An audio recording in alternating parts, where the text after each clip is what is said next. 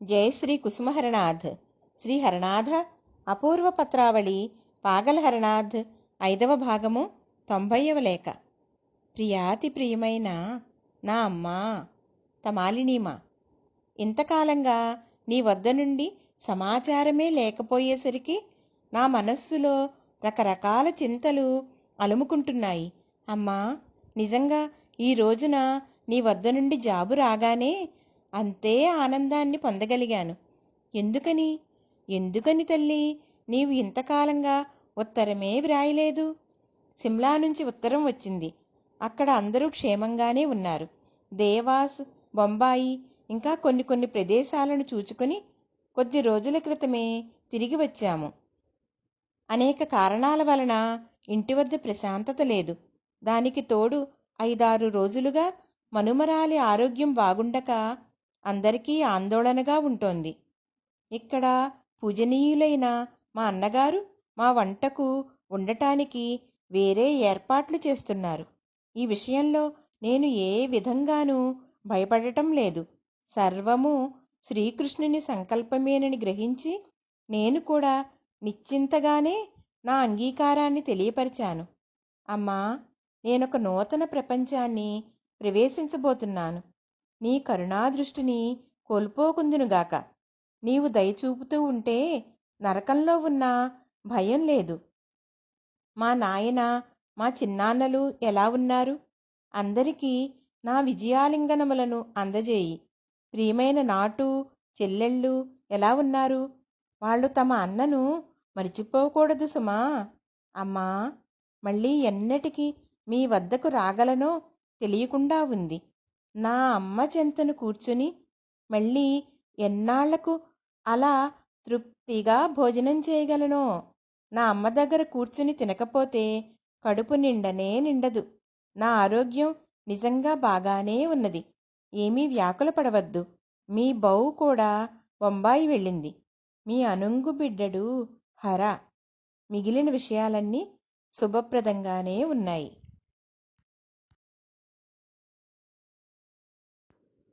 జయ శ్రీ కుసుమహరనాథ్. శ్రీ హరనాథ అపూర్వ పత్రావళి పాగల హరనాథ్ 5వ భాగము 91వ లేఖ. అత్యంత ప్రీతములైన తాతగారు, శ్రీయుక్త తారాప్రసాద్ ఘోష్, సిమ్లాలోని A1 మందిని గూర్చిన సమాచారము మీ జాబులో ఉన్నందువలన నేను అమితానందాన్ని పొందగలిగాను. నా శరీరం బాగానే ఉన్నది, బెంగపడవలదు. కానీ మెంకు తీవ్రమైన అస్వస్థతకు లోనయ్యున్నది. 8-9 రోజులు అయ్యింది, కానీ కోలుకుంటుందనే ఆశ కనపడటం లేదు. ఒకరోజు బాగానే ఉంటుంది, మరొక రోజున జ్వరం తీవ్రంగా వస్తున్నది. ఇక్కడ మంచి హోమియోపతి డాక్టరు లేనందువలన కలకత్తా నుండి ఒక హోమియో డాక్టర్ వస్తున్నారు. ప్రభుని సంకల్పం ఏమిటో చూడనియండి. మెంకు బాగా కృశించిపోయింది. వెంకటి ఆ ఆనందము, ఆ చిరునగవు ఆమెలో కనపడటం లేదు. ప్రియమైన రామ్రఖేల్ బాబా తన సోనాముఖి ఇంటిని చూద్దామని నిన్ననే వచ్చాడు. మరల నిన్ననే కలకత్తాకు వెళ్ళిపోయాడు. పునాదులకు మట్టిని త్రవ్వుతూ ఉన్నారు. ఇటుకలు తయారవుతున్నాయి. కట్టడం ఎప్పుడు ప్రారంభమవుతుందో తెలియడం లేదు. ఇల్లు పెద్దదే అయ్యేట్లుగా ఉంది. 12 అడుగుల పొడవు, 12 అడుగుల వెడల్పు గదులు 4, మధ్యలో 15 అడుగుల పొడవు, 12 అడుగుల వెడల్పు గల పెద్ద హాలు వస్తాయి. వీటికి తోడు పెరటిలో 2 లేక 3 చిన్న ఇళ్ళు రావచ్చు. దూలాలు, దర్వాజాలు, కిటికీలు అన్నీ వచ్చాయి, ఇంకా వస్తూనే ఉన్నాయి. వామాచరణ్ బాబా యొక్క అనారోగ్య కారణంగా పూరి ఆశ్రమం మాత్రం బాగా కుంటుబడిపోతోంది. నేను తొందర పెడుతున్న కొలది ఆయన ఆలస్యం చేస్తున్నారా అని అనిపిస్తోంది. బృందావన ఆశ్రమాన్ని గూర్చి ఎక్కువగా నేనేమి చెప్పగలను? నాకు సమాచారం ఏమీ తెలియరాలేదు. త్వరలోనే అటల్ బృందావనానికి వెళ్ళేటట్లున్నారు. శ్రీధామ నవద్వీపంలో ఒక స్థలం 1000 రూపాయలకు లభ్యమవుతుందని, దానిని కూడా కొనేందుకు ప్రయత్నాలు కొనసాగుతున్నాయని ప్రియమైన రాధావల్లభ్ రాశాడు. నిత్యానందుడు ఏమి చేయనున్నాడో చూడనీయండి. ఆయన సంకల్పమే నెరవేరుతుంది. సోనాముఖి ఇంటి కోసమై తీవ్రమైన ప్రయత్నాలు సాగుతున్నాయి. ఇది పూర్తి అయితే నాకు ఊపిరి పీల్చుకున్నట్లు అవడమే కాకుండా ఆనందం కూడా కలుగుతుంది. వాళ్ళు వీళ్ళు ప్రతిరోజు వస్తున్నారు, కానీ ఉండేందుకు చోటు మాత్రం లేదు. నిజానికి నాకు ఏర్పడిన ఈ నిజమైన కొరతను తొలగించేందుకే రామ్రఖేల్ వచ్చి ఉంటాడు. ప్రభువు అతనికి శ్రేయమును కలిగించునుగాక. ప్రియమైన శ్రీమాన్ నరేష్, కాశీ, కాళీ, వినోద్, చారుకాక, భోలానాథ్ దాదా, క్షీరోద్ బాబా మొదలైన వారంతా ఎలా ఉన్నారు? నేను బాగున్నానని వారందరికీ చెప్పండి. నా కోసమని ఎవ్వరూ ఆరాటపడనవసరం లేదు. సిమ్లాకు రావాలనే కాంక్ష ఉన్నమాట యథార్థమే అయినా నేను వచ్చేందుకు వీలు పడేటట్లు కనపడటం లేదు. ద్వారకను సందర్శించేందుకై రాజకోట మహారాజు గారు తమ ఆహ్వానంతో పాటు నాకు కొన్ని బట్టలను పార్సిల్ చేసి పంపారు. ఎప్పటికి వెళ్ళగలనో తెలియకుండా ఉంది. రాయమతి వెంట ఢిల్లీ వెళ్ళాలని ఉన్నది. కానీ ఆమె ఖాసుర్ జాబును చూచిన తర్వాత నా ఆశలు నీరుగారిపోయాయి. నరేష్ చదువుకుంటాడని ఆ ఉత్తరాన్ని సతీష్కు వ్రాసిన ఉత్తరంతో జతచేసి పంపాను. అనురాగంతో మీ హర. జయశ్రీ కుసుమహరనాథ్. శ్రీ హరనాథ అపూర్వ పత్రావళి పాగల హరనాథ్ 5వ భాగము 92వ లేఖ. ప్రియమైన బాబా నరేష్, అత్యంత ప్రియమైన శ్రీమాన్ నరేష్ చంద్ర ముఖర్జీ, కమాండర్ ఇన్ చీఫ్ కార్యాలయం, ఢిల్లీ. ప్రియమైన మీ తారాప్రసాద్ దాదా వ్రాసిన జాబు అందుకుని నేను చాలా ఇబ్బందిలో పడ్డాను. 2 రోజులు మామూలు ఆహారం తీసుకుని బ్రతుకు మీద ఆశ వదులుకుని రాయిని అసన్సోల్కు తీసుకుని వెళ్ళాను. అక్కడ తారాప్రసాద్ గారి కుటుంబంలోని ఎవ్వరూ లేకపోవడం గమనించి రాయిని వెంటబెట్టుకుని గయకు వెళ్ళక తప్పలేదు. నా శరీరం ఇక్కడ ఏమీ బాగుండలేదు.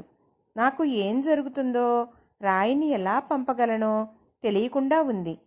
శాంతిమామ కనుక ఒక టెలిగ్రామ్ ఇచ్చి ఉన్నట్లయితే నేను ఈనాడు ఈ చిక్కులో తగులుకొని ఉండేవాడను కాదు. ఏమైనా సర్వము ఆ సంకల్పమేని ఇచ్చయే. ఇక రాధిక గాని మరొకరు గాని రాయిని ఢిల్లీకి వెంటబెట్టుకుని వెళ్లాల్సిందే. వాళ్ళు బయలుదేరగానే నీకు టెలిగ్రామ్ ఇస్తాను. నీవు స్టేషన్కు వచ్చి వాళ్లను తీసుకుని వెళ్ళవచ్చు. నాయనా, నేను తీవ్రమైన ఆందోళనకు గురి అయినాను. ఏది ఏమైనా నీవు మాత్రం వ్యాకుల పడటం తగదు. కేర్ ఆఫ్ రకేల్ దాస్ ముఖర్జీ, ప్రాత జైల్ కాంపౌండ్, గయా అనే చిరునామాకు జాబు వ్రాయగలవు. మీరంతా ఎలా ఉన్నారు? బాబా మామీ వచ్చారా లేదా? హర.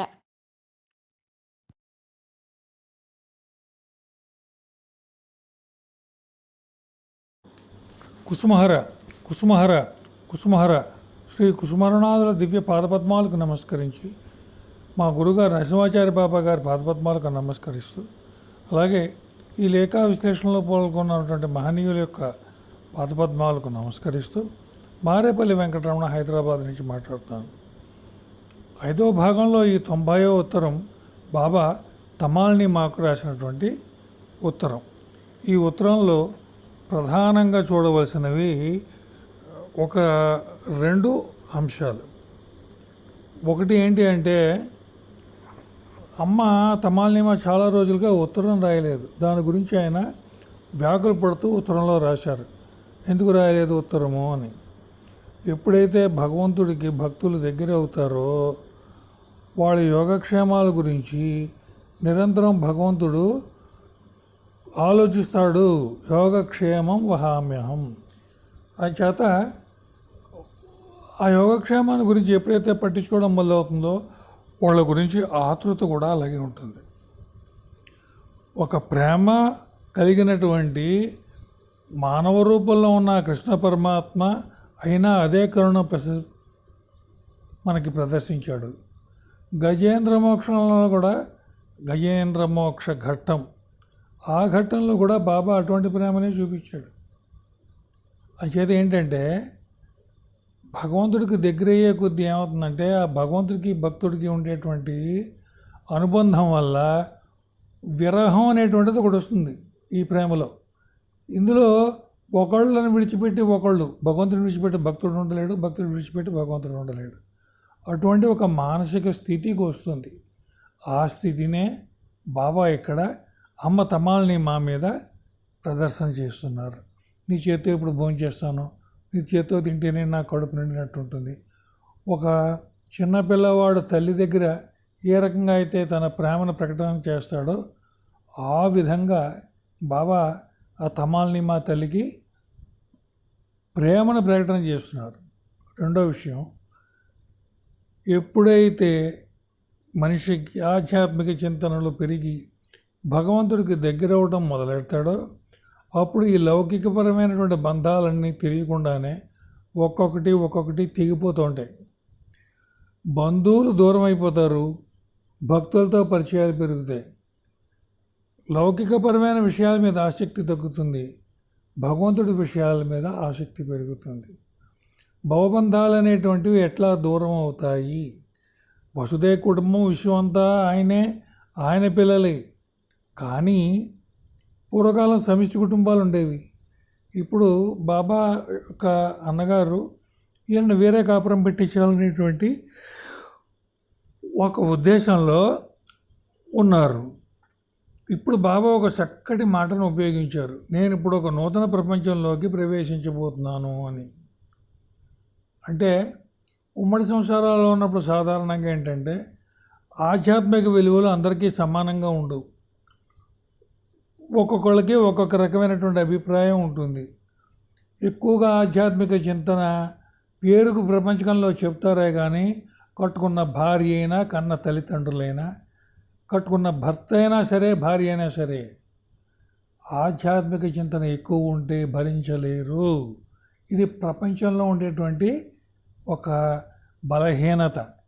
భగవంతుడు కావాలని అందరికీ ఉంటుంది, అడిగిన వెంటనే అన్ని ఇచ్చేయాలని ఉంటుంది. కానీ భగవంతుడి మీద భావన పెంచుకున్న వాళ్ళ మీద ద్వేషం పెంచుకుంటుంది ఈ ప్రపంచం. ఎందుకంటే ఇది మాయ యొక్క ప్రభావం. అందుచేత ఇక్కడ ఏం జరుగుతుందంటే ఉమ్మడి సంసారంలో ఉండేటువంటి పరిస్థితి నుంచి బాబా తప్పుకుంటున్నారు. తప్పుకుని వేరే ఆయన ఒక భక్తుల కోసం ఆయన ఇల్లు అని చెప్పినా కూడా ఆయన ఇల్లు అని ఎప్పుడు చెప్పుకోవట్లే, ఇది భక్తుల ఇల్లు అనే చెప్పుకుంటున్నారు ఆయన. ఆ రకంగా ఏంటంటే కొంచెం ఆయనకి ఇది అవస్థే. మళ్ళీ వేరే ఇల్లు కట్టుకోవడం, వేరే రావడం, వేరే సంసారం ఏర్పాటు చేసుకోవడం. మొదట్లో ప్రారంభంలో చేసుకుంటే అది వేరు, సంసారం ఏర్పడిన తర్వాత చేసుకోవాలంటే ఇదంతా కూడా కొంచెం శ్రమతో కూడుకున్నటువంటి విషయం. సామాన్యులకు, డబ్బు ఉన్నవాళ్ళు కట్టుకోవడం అది వేరు. సామాన్యుడి జీవితంలో ఎలా ఉంటుందో బాబా చూపిస్తున్నారు. కాబట్టి నేను ఒక నూతన ప్రపంచంలో ప్రవేశిస్తున్నాను. ఒకటి ఇల్లు, రెండు నేను ఒక నూతన ప్రపంచంలో ప్రవేశిస్తున్నాను అనే మాటకు అర్థం ఏంటి అంటే ఈ లౌకిక బంధాలను జాగ్రత్తగా తగ్గించుకుంటూ నేను నా భక్తులకు దగ్గర అవుతున్నాను. అంటే భక్తులు ఉండేటువంటి ఒక కొత్త ప్రపంచంలోకి పూర్తిగా ఇంకా భక్తులే అటువంటి వ్యవస్థలోకి బాబా వెళ్తున్నారు అని రెండో అర్థం. మూడో అర్థం మనిషి యొక్క కాల ప్రమాణం, జీవితం. బాబా యొక్క కార్యక్రమం ఈ లోకంలో కనుక పూర్తయిపోతే ఆయన ఇదే రకం ఆ నిత్యానందుడి యొక్క అనుగ్రహంతో ఆయన చెప్పినటువంటి కార్యక్రమాలు నిర్వర్తించడానికి ఆయన వేరే ప్రపంచంలోకి వెళ్ళిపోవచ్చు. దానికి కూడా ఇది సంకేతం. అంచేత బాబా చెప్పేటువంటి ఒక్క మాటను మనం విశ్లేషించుకుంటే దాంట్లో మనకి ఎన్నో తెలియని అర్థాలు గోచరిస్తాయి. తర్వాత నూతన ప్రపంచంలో అంటంలో ఉమ్మడి సంసారంలో ఉండే వ్యవస్థలో ఉండేటువంటి కాలుష్యం పూరితమైనటువంటి ఒక రకమైనటువంటి ఇబ్బందులు అవి ఆ ప్రపంచంలో ఉంటాయి. ఎప్పుడైతే ఆ ప్రపంచం నుంచి బయటకు వస్తారో ఈ రకమైనటువంటి వ్యవస్థ, అంటే మనం మామూలు భాషలో చెప్పుకోవాలంటే ఉమ్మడి సంసారం ఎలా ఉంటుందంటే స్త్రీ యొక్క ఆలోచన నా భర్తే సంపాదించాలా, వేరే వాళ్ళు ఏం సంపాదించట్లేదు, ఒక్క రెక్క మీద ఎంతమంది బతకాలి, ఇటువంటి సామాన్యమైనటువంటి స్వార్థపు ఆలోచనలు. తర్వాత అవి కొంచెం పరాకాష్ఠకి వెళ్ళిన తర్వాత అసూయలు, ద్వేషాలు, ఇలా రకరకాలుగా ఉంటుంది వ్యవస్థ. ఎప్పుడైతే విడిగా ఉన్నారో వీటన్నిటికీ దూరంగా ఉంటారు. ఎందుకంటే ఎవరి సంసారం వాళ్ళది, ఎవరి బాధ్యతలు వాళ్ళవి, ఎవరి బాధలు వాళ్ళవి. అంచేత ఈ నూతన ప్రపంచం అనేటువంటి వ్యవస్థ చాలా విచిత్రమైనటువంటిది, అనేక అర్థాలు మనకి తెలియజేస్తుంది. తర్వాత ఆఖరిగా బాబా అందరి యొక్క క్షేమ సమాచారాలు కనుక్కుంటూ ఈ ఉత్తరాన్ని ముగిస్తున్నారు. కుసుమహర కుసుమహర కుసుమహర. శ్రీ కుసుమహరనాథుల దివ్యపాద పద్మాలకు నమస్కరించి, అలాగే మా గురువుగారు నరసింహాచారి బాబా పాదపద్మాలకి, తర్వాత ఈ లేఖా విశ్లేషణలో పాల్గొన్న మహనీయులు అందరి యొక్క పాదపద్మాలకు నమస్కరిస్తూ మారేపల్లి వెంకటరమణ హైదరాబాద్ నుంచి మాట్లాడుతున్నాను. 5వ భాగంలో ఈ 91వ లేఖ బాబా శ్రీయుక్త తారా ప్రసాద్ ఘోష్ అనేటువంటి భక్తుడికి రాస్తున్నారు. తాతగారు అని సంబోధించు. అంటే ఆయన ఎంత బాబాకు దగ్గరైనటువంటి భక్తుడో మనం అర్థం చేసుకోవచ్చు. ఈ ఉత్తరంలో తామరాకు మీద నీటి బొట్టు చాలా జాగ్రత్తగా చూస్తే కానీ ఇది అర్థం కాదు అనే మాటకి అర్థం కొంచెం వివరించారు ఇక్కడ. ఈ తామరాకు మీద నీటి బొట్టు ప్రతి ఉత్తరంలోనూ ఆయన ప్రదర్శిస్తూనే ఉన్నారు. కానీ మనం అది ఏదో మామూలుగా అన్నారని అనుకుంటాం. కానీ ఒక నాటకం చూస్తున్న వాడి యొక్క మానసిక పరిస్థితి ఎలా ఉంటుందో బాబా ఇక్కడ ఈ సందర్భాల్లో చెప్పేటువంటి మాటలో కూడా అదే భావన వ్యక్తం అవుతుంది. ఉదాహరణకి మనం టీవీలో సీరియల్ చూస్తున్నామండి. హీరో గారికి అనారోగ్యం కలిగింది, ఏదో సమస్య వచ్చింది. హీరోయిన్ భగవంతుడిని ప్రార్థన చేయటం మొదలు పెడుతుంది. అక్కడికి ఈరోజు కార్యక్రమం పూర్తవుతుంది. ఆ సీరియల్ మళ్ళీ తర్వాత భాగం రేపో ఎల్లుండో ఎప్పుడో వస్తుంది. అప్పుడు మనం ఏమంటాం,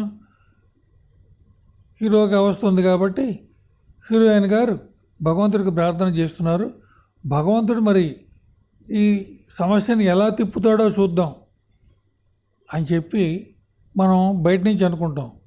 కానీ సంసారంలో ఉంటూ అట్లా దీన్ని నాటకంలా ఊహించి దాని గురించి భాషించడం అనేటువంటిది ప్రభువు మనకి నేర్పుతున్నారు. అన్ని ఉత్తరాల్లోనూ ఇటువంటి భావ ప్రకటనలు ఉంటాయి, కానీ సాధారణంగా మనం గ్రహించాం. ఇక్కడ మొట్టమొదటిగా ఆయన నా ఆరోగ్యం బాగానే ఉంది, ఆరోగ్యం పర్వాలేదు, కానీ వారి యొక్క మనవరాలు మింకు తీవ్రమైనటువంటి అస్వస్థతకు లోనై ఉందని, తర్వాత 8-9 రోజుల నుంచి బాధపడుతోందని, కోలుకుంటుందనేటువంటి ఆశ కనపడటం లేదని, ఒకరోజు జ్వరం వస్తుంది, ఒకరోజు రావట్లేదని, ఇక్కడ హోమియోపతి డాక్టర్ లేకపోవడం వలన కలకత్తా నుండి హోమియో డాక్టర్ వస్తున్నారని చెప్తున్నారు. అంటే ఇవన్నీ కూడా ఒక సామాన్య సంసారంలో మనం అంతా అనుభవించేటువంటి బాధలు ఇవి. డాక్టర్ దొరకడు. ఇప్పుడు కరోనా పేరు చెప్పి ఏ రోగం వచ్చినా డాక్టర్ దొరకడు, లేకపోతే ఏ రోగం వచ్చినా ముందు దానికి కరోనాకి మార్చేస్తున్నారు. ఇలా రకరకాల అవస్థలు, సామాన్యుడు పడే బాధలు వర్ణనాతీతం. మన అందరికీ తెలిసేవి ఎలా ఉంటాయి అనేటువంటివి. అటువంటి బాధలన్నీ కూడా బాబా అనుభవించారు పాపం. అది అక్కడ ఎందుకు అనుభవించారు అంటే ఇలా అనుభవిస్తూనే ఇక్కడ ఉన్నటువంటి మాట చూడాలి. చక్కటి మాట, ప్రభుని సంకల్పం ఏమిటో చూడనీయండి, ప్రభుని సంకల్పం ఏమిటో చూడనీయండి. సరే ఇలా జరుగుతుంది కానివ్వండి, ప్రభు సంకల్పం ఏమిటో చూద్దాం, చూడనీయండి. అనవసరంగా మీరంతా అద్దురాపడకండి, నా గురించి కానీ నా కుటుంబం గురించి కానీ అద్దురాపడకండి. మెంకు అయితే కృషించిపోయింది, ఆ తల్లి మొహంలో ఆనందం కానీ చిరునవ్వు కానీ కనపట్లేదు. అంచేత ఏం జరుగుతుందో చూద్దాం. ఎంత మనోనిబ్బరం, ఎంత ధైర్యం, ఎంత ఆత్మవిశ్వాసం, ఎంత భగవంతుడి మీద ఉండేటువంటి నమ్మకం, ఇన్ని పదార్థాలు ఉంటే కానీ ఇటువంటి మాటలు రావు. మనం మానసికంగా ఆ రకమైనటువంటి స్థితికి ఎరగాలని బాబా కోరిక. ప్రతి చిన్నదానికి తలడిల్లిపోవడం కాకుండా సమస్యలు పెద్ద వచ్చినప్పుడు తట్టుకోలేము, కరెక్టే. కానీ మన మానసిక పరిస్థితి ఆ విధంగా దృఢంగా ఒక ఉక్కు కవచంలా తయారవ్వాలనేటువంటి ఉద్దేశంతో భక్తులకు బాబా ఈ ఉత్తరాల్లో అటువంటి సందేశాలని పరోక్షంగా పంపిస్తున్నారు. ఇది మనం అర్థం చేసుకున్నట్టయితే మనం కూడా తామరాకు మీద నీటి బొట్టు అని ఊరికే మామూలుగా చెప్పడం కాకుండా ఉదాహరణతో సహా చెప్పచ్చు బాబా ఎలా చేసి చూపించారు అనేటువంటి విషయం. ఏమవుతుంటుందంటే థీరీ, ప్రాక్టీస్ అని రెండు ఉంటాయి. పుస్తకాల్లో ఉండేది థీరీ, సిద్ధాంతం. అది ప్రాక్టీస్లో పెట్టి ఆచరణలో పెట్టుతూ వచ్చినటువంటి అనుభవం వేరు. దాంతో ఆ పుస్తకాల్లో ఉండేవి మారుతూ ఉంటాయి. సిద్ధాంతాలు ఎప్పుడు ఒకలా ఉండవు, మారుతూ ఉంటాయి. వచ్చే జ్ఞానాన్ని బట్టి సిద్ధాంతం మారుతూ ఉంటుంది. అంచేత ఆచరణలో పెట్టినప్పుడే ప్రభు యొక్క మాటల యొక్క పరమార్థం మనకి పూర్తిగా గోచరమవుతుంది. ఇల్లు తయారవుతుందన్న సంగతి తెలియజేస్తున్నారు. తర్వాత గదుల నిర్మాణం ఎంతెంత వస్తాయి, ఎలా ఉంటాయి, ఇవన్నీ కూడా చెప్తూ ఆధ్యాత్మిక చింతన ఉన్నటువంటి ఒక సన్యాస భావం ఉన్నటువంటి వారికి ఆలోచనలు ఎలా ఉంటాయో చూడండి. బాబా ఆ ఇల్లు నిర్మాణం సరే సోనాముఖిలో, కానీ పూరి ఆశ్రమం నిర్మాణం కుంటుపడుతోంది. ఎందుకంటే వామాచరణ బాబాకి అనారోగ్యం వల్ల అక్కడ వాటిని నిర్వహణ చేసేటువంటి వాళ్ళు సరైన వాళ్ళు లేకపోవడం వలన అది నెమ్మది అవుతోంది. తర్వాత బృందావనం నుంచి సమాచారం ఏం లేదు. మూడోది నవద్వీప్లో ఒక 1000 రూపాయలు పెడితే ఒక స్థలం దొరుకుతుంది అని అక్కడ ప్రయత్నాలు జరుగుతున్నాయి అని చెబుతూ బాబా మళ్ళీ ఏమని చెప్తున్నారంటే ప్రభునిచ్చే నెరవేరుతుంది. ఏం చేయదలుచుకున్నాడో ఆ పరమాత్మ ఆయన చేయదలుచుకున్నదే జరుగుతుంది అని చెప్తున్నారు ఆయన. అయితే ఒక మాట అన్నారు, ఈ సోనాముఖిలో ఎవరైనా నా కోసం వస్తే వాళ్ళు ఉండటానికి చోటు లేదు. ఈ ఇల్లు నిర్మాణం కనుక పూర్తయితే వాళ్ళు వచ్చిన వాళ్ళు ఉండటానికి వసతి వీలవుతుంది. అక్కడ ఆయన ఆలోచించేది తన ఇంట్లో ఉంటానని కాదు, ఆ కృష్ణ పరమాత్మకు సేవ చేయడానికి వచ్చేటువంటి కృష్ణదాసులకి వసతి కలిగించడానికి అనువుగా ఉంటుంది అని ఆలోచిస్తున్నారు. మనిషి యొక్క ఆలోచనలో ఉండేటువంటి వ్యత్యాసం ఎలా ఉంటుందో భగవంతుడు మనకు చూపిస్తున్నాడు. ఒకే ఇల్లు కట్టుకునేటువంటి వాళ్ళం, మనం అందరం ఇల్లు కట్టుకున్న వాళ్ళమే. మన ఆలోచన ఎలా ఉంది, బాబా ఆలోచన. అయితే ఒక మాట, బాబా భగవంతుడు, బాబా దగ్గరికి అనేక మంది వస్తారు, అది ఇది అని. ఇది సరైన అభిప్రాయం కాదు. మనం కూడా చూస్తున్నాం, మన ఇళ్లల్లో ఎన్నో చక్కటి భగవత్ కార్యక్రమాలు బాబాకు సంబంధించినవి చేస్తున్నాం. ఎంతోమంది వస్తున్నారు, సప్తాహాలు చేస్తున్నాం, వారోత్సవాలు చేస్తున్నాం, పుట్టినరోజు పండుగలు చేస్తున్నాం, ఎన్నో చేస్తున్నాం. మనం ఇళ్లలో కూడా, గుళ్ళల్లోనే కాదు ఇళ్లలో కూడా చేస్తున్నాం. మరి ఇంట్లో వచ్చినప్పుడు ఒక 10 మంది భక్తులు వస్తారు, భాగవతులు. మరి వచ్చినప్పుడు వాళ్ళు కూర్చుందుకు కానీ, వాళ్ళు భజన చేసుకోవడానికి కానీ, వాళ్ళ కనీసం మినిమం కనీసం సౌకర్యం కానీ ఉండాలి కదా ఇంట్లో. అందుకని ఆ దృష్టితో ఇల్లు ఉండాలి అని చెప్తున్నారు తప్ప బాబా సర్వసంగ పరిత్యాగానికి ఈ ఇళ్ల మీద, స్థలాల మీద, కట్టడాల మీద ఏ రకమైనటువంటి వ్యామోహం లేదని మనం గుర్తుపెట్టుకోవాలి. తనకి వేరే తనున్న చోటు నుంచి బయలుదేరి రావాలని అనుకున్నప్పటికీ కూడా ద్వారకు వెళ్ళాలన్నా, ఇంకో చోటుకు వెళ్ళాలన్నా పరిస్థితి ఎలా ఉంది అంటే, ఆయనకి రాయమతి గారిని తీసుకుని ఢిల్లీ వెళ్ళాలని అనుకున్నారు. కానీ వాళ్ళ బావగారి దగ్గర నుంచి ఒక ఉత్తరం వచ్చింది. ఆ ఉత్తరం చూసిన తర్వాత ఈయన ఢిల్లీ వెళ్దామన్న అనుకోవడం, ఆలోచనలు జరుగుతాయనేటువంటి ఆశయానికి పోయింది. ఆ తర్వాత క్షేమ సమాచారాలు మామూలుగా ఉన్నాయి ఉత్తరంలో. ఎంత చక్కగా సంసారంలో ఉండే బాధలు చెప్తూ, సంసారంలో ఉండే బాధలకి తను బయట ఎలా ఉండాలో మనిషికి నేర్పుతున్న ఉత్తరాలు ఇవి. 5వ భాగంలో ఉత్తరాల గురించి సాధారణంగా ఏమనుకుంటారంటే క్షేమ సమాచారాలు తప్ప ఏం ఉండవు అని. సరికాదు. ఒక్కొక్క మాటలు జాగ్రత్తగా ఏ భక్తుడికి ఏ రకంగా రాస్తున్నారో చూస్తే దాంట్లో ఉండేటువంటి తత్వం, ప్రేమ, కరుణ, తను అవమానపరిచిన వాళ్ళని కూడా గౌరవించడం, సహనం, తర్వాత వాళ్ళకి బోధ చేయడం, ఎన్నో ఎన్నో ఎన్నో అంశాలు ఈ ఉత్తరాల్లో 5వ భాగంలో ఉన్నాయి. అవి మనం జాగ్రత్తగా గమనించుకోమని ఈ ఉత్తరాల ద్వారా బాబా మనకి తెలియజేస్తున్నారు. కుసుమహర కుసుమహర కుసుమహర.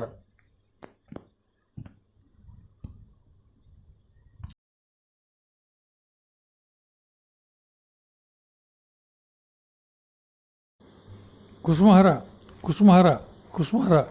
శ్రీ కుసుమరనాథుల దివ్యపాద పద్మాలకు నమస్కరించి, మా గురుగారు నరసింహాచార్య బాబా గారి పాదపద్మాలకు నమస్కరిస్తూ, అలాగే ఈ లేఖా విశ్లేషణ కార్యక్రమంలో పాల్గొన్న మహనీయులందరి యొక్క దివ్యపాద పద్మాలకు నమస్కరిస్తూ, మారేపల్లి వెంకటరమణ హైదరాబాద్ నుంచి మాట్లాడుతున్నాను. ఈ 5వ భాగంలో ఈ 92వ ఉత్తరం నరేష్ చంద్ర ముఖర్జీ అనేటువంటి ఒక భక్తుడికి బాబా రాసినటువంటి ఉత్తరం. ఉత్తరంలో మనం ముఖ్యంగా గమనిస్తే మామూలుగా పైనుంచి చూస్తే మామూలు సంసారంలో ఉండే బాధలు చెప్తున్నట్టుగా ఉంటాయి.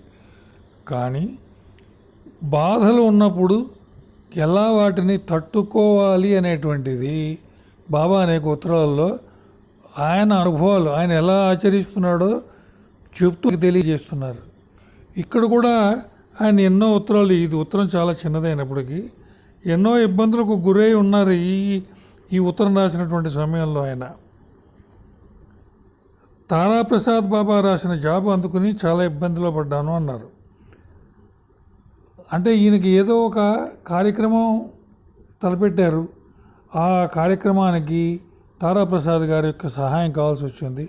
సమయానికి వారు అక్కడ లేకపోవటం కానీ ఏదో ఇబ్బంది వచ్చేయటం వల్ల ఆ అనుకునే పని అవ్వకపోవడం వలన బాబాకి ఇబ్బంది కలిగింది. 2 రోజులు మామూలు ఆహారం తీసుకుని బతుకు మీద ఆశ వదులుకుని రాయని అసన్సోల్కి తీసుకెళ్ళాను. అంటే కదలలేని ఆరోగ్యం పరిస్థితి ఎలా ఉందంటే ఆయనది ఎక్కడికి కదిలేటట్టుగా లేదు అనారోగ్యంతో. కానీ తప్పనిసరి పరిస్థితుల్లో ఆయన అసన్సోల్ ఆ రాయమతి గారిని తీసుకుని వెళ్ళారు. దురదృష్టవశాత్తు అక్కడ తారాప్రసాద్ గారి కుటుంబంలో ఎవరూ లేరు. లేకపోతే మరలా అక్కడి నుంచి బయలుదేరి గైకి వెళ్ళారు. ఆరోగ్యం బాగోలేదు. ఏం జరుగుతుందో శరీరంలో, తర్వాత మరి ఈ రాయమతిని వారి ఊరికి ఎలా పంపాలో ఆయనకి అర్థం కానటువంటి ఒక పరిస్థితి వచ్చింది. దీని అంతటికీ కారణం ఏంటంటే శాంతిమామ అనేటువంటి ఒక భక్తుడు ఒక టెలిగ్రామ్ ఇచ్చినట్టయితే ఈనాడు ఈ చిక్కులో తగులుకొని ఉండేవాడు వాడను కాదు అని చెప్తున్నారు. ఇక్కడ మనం గమనించుకోవాల్సింది ఏంటంటే సామాజిక సంసార జీవితంలో కూడా బాధ్యత అనేది ఒకటి ఉన్నది. ఏదైనా మనం ఇచ్చినటువంటి బాధ్యత మనం రేపని ఎల్లుండని పోస్ట్పోన్ చేసేయచ్చు. కానీ దానివల్ల దాని ప్రభావం అవతల మీద విపరీతంగా పడుతుంది అనేటువంటి విషయాన్ని తెలియజేయడానికే బాబా ఈ విషయాల్ని ప్రస్తావిస్తున్నారు. ఒక టెలిగ్రామ్ ఇచ్చి ఉంటే ఆయనకి ఇన్ని చోట్లకు వెళ్ళి ఇన్ని తిరగవలసినటువంటి అవసరం వచ్చేది కాదు. ఆయనకు ఉండేటువంటి ఆరోగ్య పరిస్థితుల్లో, ఆయన కదలలేని పరిస్థితుల్లో ఆయన తిరగవలసి వచ్చింది. ఎందువలన అంటే ఒక టెలిగ్రామ్, అలాగే ఒక ఉత్తరం, అలాగే ఒక సమాచారం, వీటి యొక్క విలువ ఎంతో ఉంటుంది. లౌకికపరమే కాదు, ఆధ్యాత్మికపరమైనటువంటి జీవితంలో కూడా వీటి యొక్క ప్రత్యేకత ఉంటుంది. అందుచేత బాబా భక్తులైనటువంటి మనము సమాచారం విషయంలో శ్రద్ధ వహించాలి. సమాచారాన్ని సమయానికి అందజేయాలి. అది భగవద్ విషయమైనా సరే, లౌకికపరమైనటువంటి విషయమైనా సరే అనేటువంటి విషయాన్ని బాబా ఇక్కడ మనకి తెలియజేస్తున్నారు. ఇంత అవస్థపడుతూ కూడా అంతా ఆ సర్వేశ్వరుడు ఇచ్చే ఆయన ఇచ్చే ప్రకారమే జరుగుతుంది అంటున్నారు బాబా. ఇంతక్రితం నేను మనవి చేసినట్టుగా తామరాకు మీద నీటి పొట్టు సిద్ధాంతాన్ని ఆయన ఎలా ఆచరించాలో ఈ ఉత్తరంలో కూడా చూపిస్తున్నారు. ఇంకెవరైనా ఈవిడని రాధిక కానీ మరొకరు కానీ రాయమతి గారిని ఢిల్లీ తీసుకువెళ్ళాలి అని వాళ్ళు బయలుదేరగానే నీకు టెలిగ్రామ్ ఇస్తాను, నువ్వు స్టేషన్కి వచ్చి వాళ్ళని తీసుకువెళ్ళవచ్చు. చూసారండి, ఇక్కడ బాధ్యత ఈయన సక్రమంగా నిర్వర్తిస్తున్నాడు. మనం ఎవరినో పంపిస్తాం, అక్కడ ఎవరెవరు వాళ్ళని కలుసుకుని గమ్యస్థానం చేర్చవలసినటువంటి పరిస్థితి ఉంటుంది. వాళ్ళకి నిర్ణీత సమయానికన్నా ముందుగా మనం సమాచారం తెలియజేయకపోతే ఏం జరుగుతుంది అంటే ఇక్కడి నుంచి బయలుదేరిన వెళ్ళే వాళ్ళు అవస్థ పడతారు.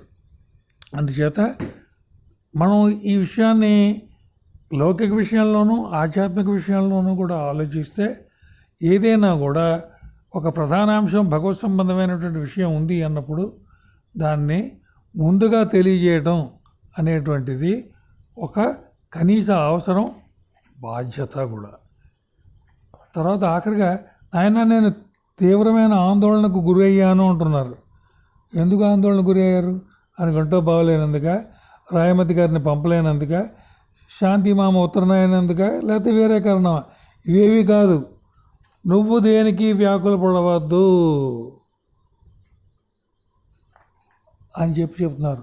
అంటే ఆ భక్తుడు వ్యాకుల పడుతున్నాడని ఈయన ఆందోళన పడుతున్నారు, కానీ ఇన్ని అవస్థలు పడుతున్నటువంటి ఈ మహాత్ముడు తనకున్న సమస్యల గురించి అసలు వ్యాకులు పట్టలేదు. మనం నేర్చుకోవాల్సినటువంటి నీతి ఇది. మన బాధల గురించి ఎప్పుడూ ఉంటాయి, బతుకున్నంతకాలం ఉంటాయి బాధలు, చచ్చిపోయే ముందు కూడా ఉంటాయి, చచ్చిపోయిన తర్వాత కూడా ఉంటాయి. బాధలు ఉండకుండా ఉండవు. కానీ ఈ బాధల్లో కూడా మనం మన స్నేహితులు కానీ భక్తులు కానీ పరిచయస్తులు కానీ చుట్టూరా ఉండేటువంటి ప్రపంచం అంతా కూడా భగవంతుని యొక్క సృష్టి అని అందరిలోనూ ఆ పరమాత్మ ఉన్నటువంటి భావంతో పక్క వాళ్ళ యొక్క మంచి చెడ్డల గురించి కూడా కొంత ఆలోచించేటువంటి సంస్కారం కనుక మనకు ఉంటే మనం బాబాకి దగ్గర అవుతాము. ఇదే విషయాన్ని బాబా తను ఆచరించి చూపిస్తూ భక్తులకు చూపిస్తున్నారు. ఈ ఉత్తరంలో ప్రధానంగా మనం ఏంటంటే తెలుసుకోవాల్సినటువంటి విషయం, ఒకటి తామరాకు మీద నీటి బొట్టు ఎలా ఉండాలి వ్యవహారాల దగ్గర, రెండు బాధ్యత. ఏదైనా ఒక కర్తవ్యం మన మీద ఉన్నప్పుడు మనం ఏ విధంగా సక్రమంగా ప్రవర్తించాలి అనేటువంటి విషయాన్ని కూడా బాబా పరోక్షంగా ఈ ఉత్తరం ద్వారా మనకి తెలియజేస్తున్నారు. కుసుమార కుసుమార కుసుమార.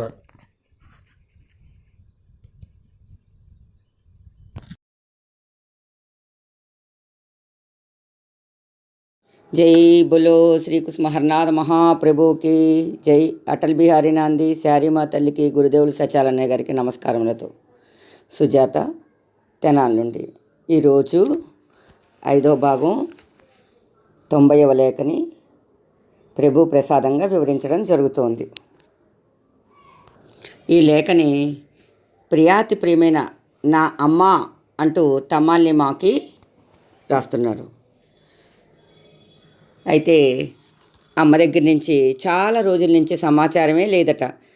సమాచారం లేకపోయేసరికి నా మనసు రకరకాల చింతనలు, ఆందోళనలు అలుముకుంటున్నాయి. నిజంగా ఈరోజు నీ దగ్గర నుంచి ఉత్తరం రాగానే నాకు ఎంత ఆనందం పొందానోనమ్మా. అమ్మ ఎందుకనమ్మా నువ్వు ఇంతకాలం ఉత్తరం రాయలేదు అంటూ చిన్నపిల్లలాగా 1-2 సార్లు మన తండ్రి అడుగుతున్నారు. అమ్మా, నేను ఎప్పటికీ నీ దగ్గరికి రాగలనో తెలియకుండా ఉందమ్మా. అమ్మ, నీ చెంత కూర్చుని మళ్ళీ ఎన్నాళ్ళకు కడుపు నిండా నీ దగ్గర కూర్చుని తింటాను, భోంచేస్తాను. అలా నీ దగ్గర కూర్చుని అలా తినకపోతే కడుపు నిండినట్టే ఉండదమ్మా, తృప్తిగా ఉండదమ్మా అని చెప్పేసి తండ్రి ఎంత అపురూపంగా చెప్తున్నారు చూడండి. చిన్నపిల్లలప్పుడు ఎవరు పెట్టినా పిల్లలు తినరు. ఆ పిల్లలు ఎట్లా తింటారో అని పెట్టే తల్లికి తెలుస్తుంది.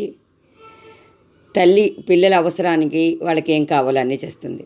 అంటే తల్లి యొక్క ప్రేమ బయట వాళ్ళు ఎవరు పెట్టినా వాళ్ళు సరిగా పెట్టలేదు, చూడలేదు అనే ఉంటుంది. కానీ ఆ పిల్లలకి తృప్తి ఉండదు, ఇటు తల్లికి తృప్తి ఉండదు.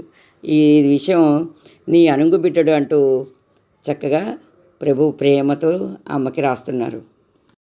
అమ్మా, నేను దేవాసు, బొంబాయి ఇంకా కొన్ని ప్రదేశాలు చూసుకుని కొద్ది రోజుల క్రితమే తిరిగి వచ్చాము. అయితే మీ కోడలు బొంబాయి వెళ్ళింది అంటున్నారు. మరి ప్రభుతే కదా బొంబాయి వెళ్ళింది. అయితే అమ్మని అక్కడే వదిలిపెట్టేసి బాబా వేరే భక్తులతోటి కలిపి తిరిగి సోనామకు వచ్చేశారు. అయితే ఇంకా చెప్తున్నారు, సిమ్లా నుంచి ఉత్తరం వచ్చిందమ్మా, అక్కడ అందరూ క్షేమంగా ఉన్నారు. మా నాయన తారాప్రసాద్ గారు, మా చిన్నాన్నలు ఎలా ఉన్నారో రాయి, అంటే తారాప్రసాద్ గారు తమ్ముళ్ళు కూడా ఎట్లా ఉన్నారో రాయి అని చెప్తున్నారు. ఇక్కడ అక్టోబర్ నెలలో విజయదశమి వస్తుంది కదండి సహజంగా. అందుకని విజయదశమికి ప్రభువు చెప్తున్నారు, అమ్మా మా నాయనకి, మా చిన్నాయనలకి అందరికీ కూడా నా విజయ ఆలింగనాలు ఇవ్వమ్మా అంటున్నారు. మనం సోనామకి వెళ్తే తెలుస్తుంది, అక్కడ ఉత్తరాది ప్రాంతం అంతా కూడా మన భారతదేశంలో ఈ పండగ సమయాల్లో ఎవరైనా వస్తే ముందు ఆ వచ్చిన వాళ్ళకి నమస్కరించి పెద్దలకి నమస్కరిస్తారు. ఆ పెద్దలు ఏం చేస్తారు, వాళ్ళకి నమస్కరించిన పిల్లల్ని ఆలింగనం చేసుకుని నుదుట ముద్దు పెట్టుకుంటారండి. ఆ ఆలింగనాల్ని తమాల్ని మా ద్వారా ప్రభువు తారాప్రసాద్ గారికి, వాళ్ళ చిన్న ఆయనలు అంటే వాళ్ళ తారాప్రసాద్ గారి తమ్ముళ్ళకి కూడా అలా ఇమ్మంటున్నారు. ఎందుకంటే ఈయన మనవడు కదా మరి వాళ్ళకి, అందుకని అలాగే ఇమ్మంటున్నారు. అమ్మ, నా ప్రియమైన చెల్లెళ్ళును నాటు ఎలా ఉన్నారు? వాళ్ళు నన్ను మర్చిపోకూడదు సుమా అని చెప్తున్నారు. అంటే మీ అన్నయ్య అనే బంధుత్వాన్ని నాతో కలిగేటట్టుగా ఆ పిల్లలకి నేర్పించు అని తమాల్ని మాకు అన్యప్రదేశంగా చెప్తున్నారనమాట. ఎంత ప్రేమ చూడండి ప్రభువుకి. ఈరోజు కూడా ఇక్కడ ఒక విషయం చెప్పాలనిపిస్తోంది. మార్కాపురంలో సత్యసాయిబాబా అప్రాకృతంగా సరస్వతి అనే ఆమెకి ప్రాకృతంగా కనిపిస్తారు. మనకి అప్రాకృతంగా అనేక లీలలుగా జరుగుతూ ఉంటాయి. ఆమె సత్యసాయిబాబాని కొడుగ్గా భావిస్తుంది. వాళ్ళ పిల్లలందరూ ఏమంటారు, వాళ్ళ అమ్మకి తమ్ముడు గనక, కొడుకు గనక మామయ్య మామయ్య మామయ్య అని పిలుస్తారు. స్వామి కూడా ఇప్పటికి కూడా అలాంటి బంధుత్వమే కాదు, వాళ్ళ యొక్క సంసార బాధ్యతను అంతటినీ కూడా ఆయనే నిర్వహిస్తున్నాడు. అంటే మనం భగవంతుడితో ఏ రకమైతే బంధుత్వం పెట్టుకోవాలో అలా పెట్టుకోవాలని తమాల్ని మా ద్వారా మనకి ఇరుకపరుస్తున్నాడు. మనం తల్లే చెప్పాలి, అమ్మ బాబా మీకు మామయ్య అవుతాడమ్మా, నాకు కొడుకు కదా మీకు మామయ్య అవుతాడు అంటే భగవంతుడితో ఏ రకమైన బంధుత్వం పెట్టుకోవాలనేది ప్రాక్టికల్గా నిజంగా బాబా ఉన్న టైంలో జరిగింది కదా, ఈ రోజుల్లో కూడా అట్లనే జరుగుతుందా అని నాకు డౌట్ వచ్చేది. బాబా లేఖలు చదివాక ఏ భగవంతుడైనా కానీ కోరుకునేది ఈ రకమైన అనుబంధమే. సర్వదేవ నమస్కృత్వం కేశవం ప్రతిగచ్చతి అని చెప్తారు కదండి. ఏ భగవంతుడిని మనం ఆరాధించినా అది ఒక్క కేశవుడికి మాత్రమే చెందుతుంది. కేశవుడు అంటే క్లేశాలని హరించేవాడు, అంటే బాధల్ని కష్టాలని అన్నిటినీ తొలగించేవాడు అని ఇక్కడ అర్థమవుతుంది. అయితే బాబాకి ఇంటి వద్ద ప్రశాంతత లేదంటున్నారు. అనేక కారణాల మూలాన ప్రశాంతత లేదట. అనేక కారణాల్లో ముఖ్యమైనవి ఏంటయ్యి అంటే ఈ లేఖలో పొందుపరిచినవి 5-6 రోజుల నుంచి బాబా తన మనవరాలికి ఆరోగ్యం బాగుండలేదట. అందుకని అందరికీ ఆందోళనగా ఉంటుంది అని చెప్పి రాస్తున్నారు. బాబా మనవరాలంటే అనుకూల్ దాదా యొక్క కూతురు మెంకు బాబా అమ్మాల దగ్గర పెరుగుతోంది. దానికి కారణం ఏంటంటే అనుకూల్ దాత భార్య ఆ పాపకి కొద్ది నెలల వయసులోనే తను శివైక్యం అవుతుంది. అప్పుడు మనవరాన్ని పెంచే బాధ్యత కుసుమమ్మ మన హర్నాథుల మీద పడింది. అందుమూలాన ఆ పాపకి జ్వరం రావడం మూలాన 5-6 రోజుల నుంచి అందరికీ ఆందోళనగా ఉంటుంది, ఆరోగ్యం బాగోపోవడం మూలాన అని చెప్పేసి రాస్తున్నారు. ఇంకొక కారణం ఏంటయ్యా అంటే బాబా తన 47 ఏళ్ల వయసులో ఉద్యోగానికి రాజీనామా చేసేసి సోనామకి వచ్చేస్తారు. ఉద్యోగం వచ్చాక అప్పుడు ఆయన అంటున్నారు చూడండి, ఇక్కడ మా పూజనీయులైన మా అన్నగారు మా వంటకు ఉండడానికి వేరే ఏర్పాట్లు చేస్తున్నారు అంటున్నారు. బాబా ఉద్యోగం నిమిత్తం సోనాముఖి నుంచి కాశ్మీర్ వెళ్ళారు, అనేక ప్రాంతాలు తిరిగారు. అయితే విడిగా ఉన్నప్పుడు సహజంగానే వేరింటి కాపురం ఉంటుంది. కానీ తర్వాత ఉద్యోగం నుంచి విరమణ అయిపోయి పదవీ విరమణ చేశాక వచ్చాక కూడా అందరూ కలిసే ఉన్నారు. అప్పుడు వాళ్ళ అన్నయ్య ఏం చేస్తున్నారు, విడిగా వేరింటి కాపురం ఏర్పాట్లు చేస్తున్నారు, ఉండడానికి వంటకి అంటున్నారు. ఈయన బాబా చెప్తున్నారు, ఈ విషయంలో నేను ఏ విధంగానూ భయపడడం లేదు, ఇది సర్వము శ్రీకృష్ణుడి సంకల్పమే అని గ్రహిస్తున్నాను. నేను నిశ్చింతగానే ఉన్నాను, నా అంగీకారాన్ని తెలియపరిచాను. వాళ్ళ అన్నయ్య అన్నాడు కదా వేరింటి కాపురం పెట్టిన ఆయన అన్నారు. సరేనా, నీ ఇష్టం అన్నయ్య అని చెప్పన్నారు. అంటే జనరల్గా చిన్నప్పుడు ఒక తల్లి తండ్రికి ఎంతమంది బిడ్డలు ఉన్నా కూడా వాళ్ళందరినీ కలిసి పెంచుతారు. అయితే ఇక్కడ గమనించాల్సింది ఏంటి అంటే, వీళ్ళు తల్లిదండ్రులు అయ్యాక బాబా తన బిడ్డలకి పెళ్ళిళ్ళు చేశాడు, వాళ్ళ అన్నయ్య కూడా వాళ్ళ బిడ్డలకి పెళ్ళిళ్ళు చేశారు. పెళ్ళిళ్ళు చేశాక ఉమ్మడి ఆస్తి హక్కులు ఉంటాయి కదండి. ఇక్కడ ఉమ్మడి ఆస్తి హక్కులు, కొంతమంది ఎక్కువ మంది పిల్లలు ఉంటారు, కొంతమంది తక్కువ ఉంటారు. కొంతమందికి ఆడపిల్లలు ఎక్కువ, మగపిల్లలు తక్కువ ఉంటారు. కొంతమందికి మగపిల్లలు ఎక్కువ, ఆడపిల్లలు తక్కువ ఉంటారు. ఇట్లాంటి స్థితిలో ఉన్నప్పుడు ఆస్తి పంపకాల్లో అనేక గొడవలు వచ్చేస్తాయి. ఆ గొడవలు రాకుండా బాబా వాళ్ళ అన్నయ్యే వేరింటి కాపురం పెట్టు అని చెప్పారు. ఈయనేమో దేవుడు భక్తి అంటూ భక్తులతో తిరుగుతుంటాడు మన హరనాథుడు.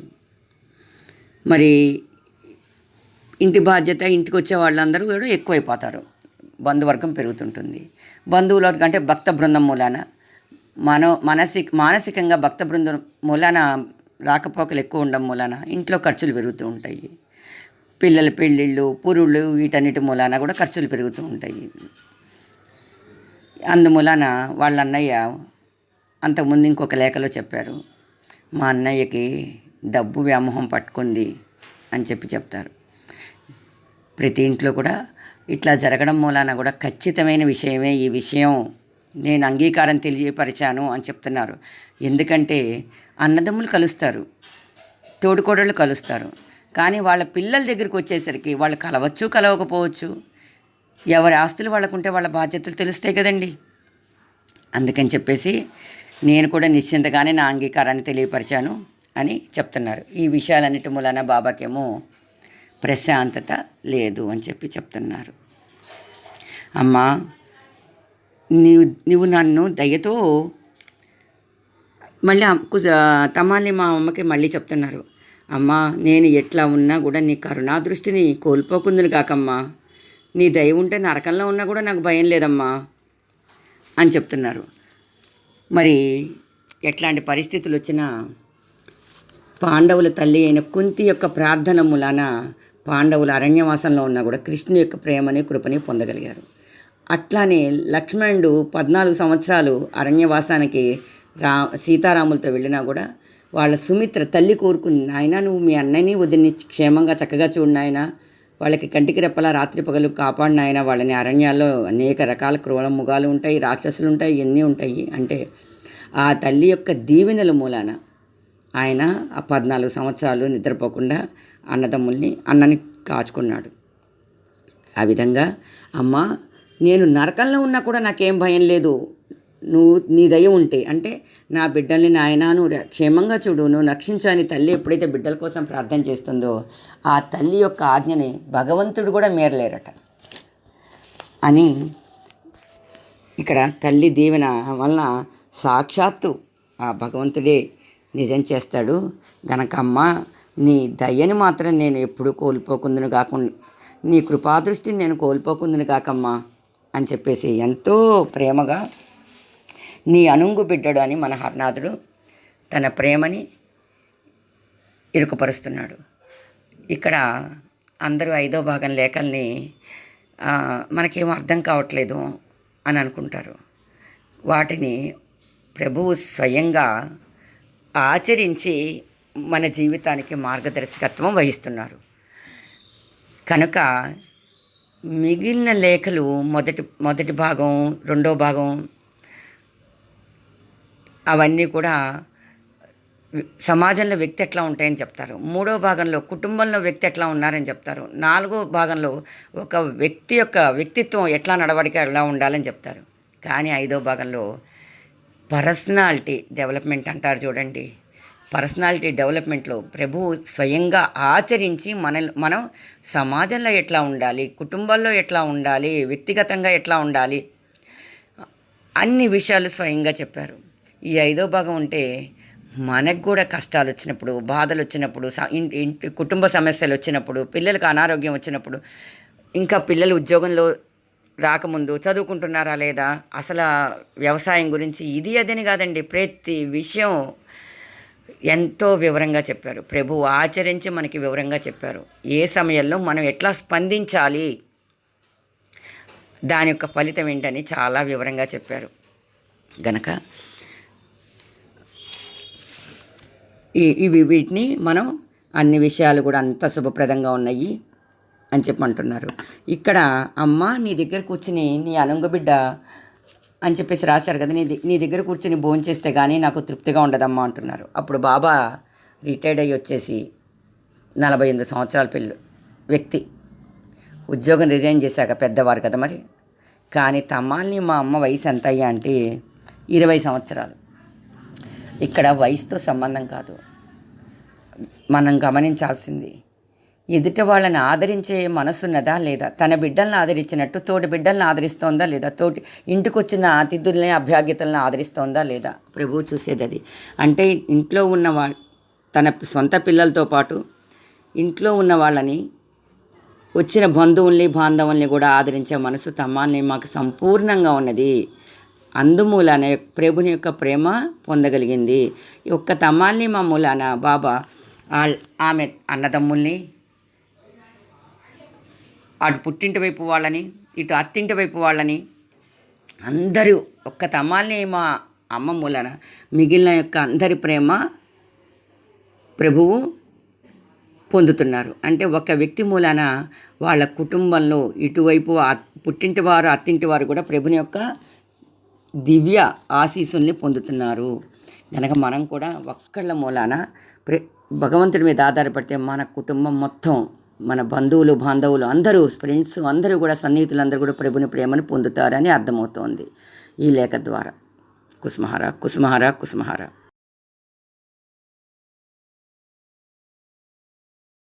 जय बोलो श्री कुसुमहरनाथ महाप्रभु के जय. అటల్ బిహారీ నాంది శారీమా తల్లికి, గురుదేవులు సత్యాలన్నయ్య గారికి నమస్కారములతో సుజాత తెనాలి నుంచి. ఈరోజు 5వ భాగం 91 లేఖ గురించి వివరణ చెప్పడం జరుగుతుంది ప్రభుని దీవెనలతోటి. అత్యంత ప్రియమైన తాతగారు అంటూ తమ్మాల్ని మా తండ్రి అయిన శ్రీయుక్త తారాప్రసాద్ ఘోష్ గారికి మన తండ్రి హర్నాథులు ఈ లేఖని రాస్తున్నారు. ఈ లేఖలో ముఖ్యంగా మెంకుకి అంటే బాబా కుమారుడు అనుకూల్ దాదా యొక్క కుమార్తెకి తీవ్రమైన అస్వస్థతకు లోనైంది. అంతకుముందు లేఖలో కూడా వచ్చింది, మా మనమరాలకి 5-6 రోజుల నుంచి జ్వరంగా ఉన్నది అని. అయితే ఈ జ్వరం 8-9 రోజులు అయిందనమాట. తీవ్రమైన అస్వస్థతగా ఉన్నదట. ఒకరోజు బాగానే ఉంటుంది, ఒకరోజు జ్వరం తీవ్రంగా వస్తోంది. కోలుకుంటుందనే ఆశ కనిపించట్లేదు.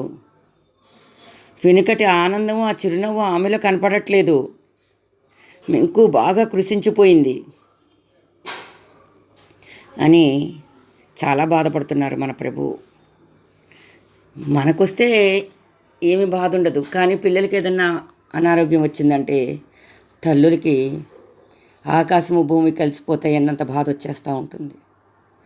అయితే సోనామకిలో మంచి హోమియో డాక్టర్ లేనందు మన కలకత్తా నుంచి ఒక హోమియోపతి డాక్టర్ వస్తున్నారట ఈ పాపాయిని చూడడం కోసం అని చెప్పేసి, మెంకుని చూపించడానికి అని చెప్పేసి వస్తున్నారు అని చెప్పి, అంటే మంచి డాక్టరే, ఒక పక్కన కోలుకుంటుందనే ఆశ కనపడట్లేదు అంటున్నారు. కానీ మానవ ప్రయత్నంగా మనం ప్రయత్నం చేయాలి. కలకత్తా నుంచి డాక్టర్ని పిలిపించి హోమియో మందులు మంచిదని చెప్పేసి చూడండి, ఇంగ్లీష్ మందులు మంచివి కాదు, ఇక్కడ హోమియో మందులు వాడాలి పిల్లలకి ఏదైనా వస్తే అని చెప్పి చక్కగా ప్రభువు మనకి ఇరకపరుస్తున్నారు. ఎందుకంటే పిల్లలు ఆ ఇంగ్లీష్ మందులు వాడితే ఆ టానిక్లు, ఆ ట్యాబ్లెట్లు వాటి మూలన ఎక్కువ ఇరిటేషన్ వచ్చేసి వామిటింగ్స్ అయిపోతాయి.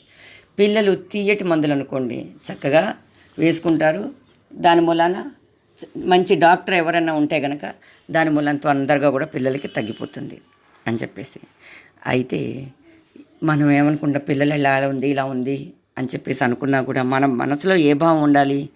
ప్రభు నీ సంకల్పమే నెరవేరుతుంది, ఈ బిడ్డ నీ బిడ్డ అని చెప్పేసి భావంతో మనం జీవించాలని చెప్తున్నారు ఇక్కడ.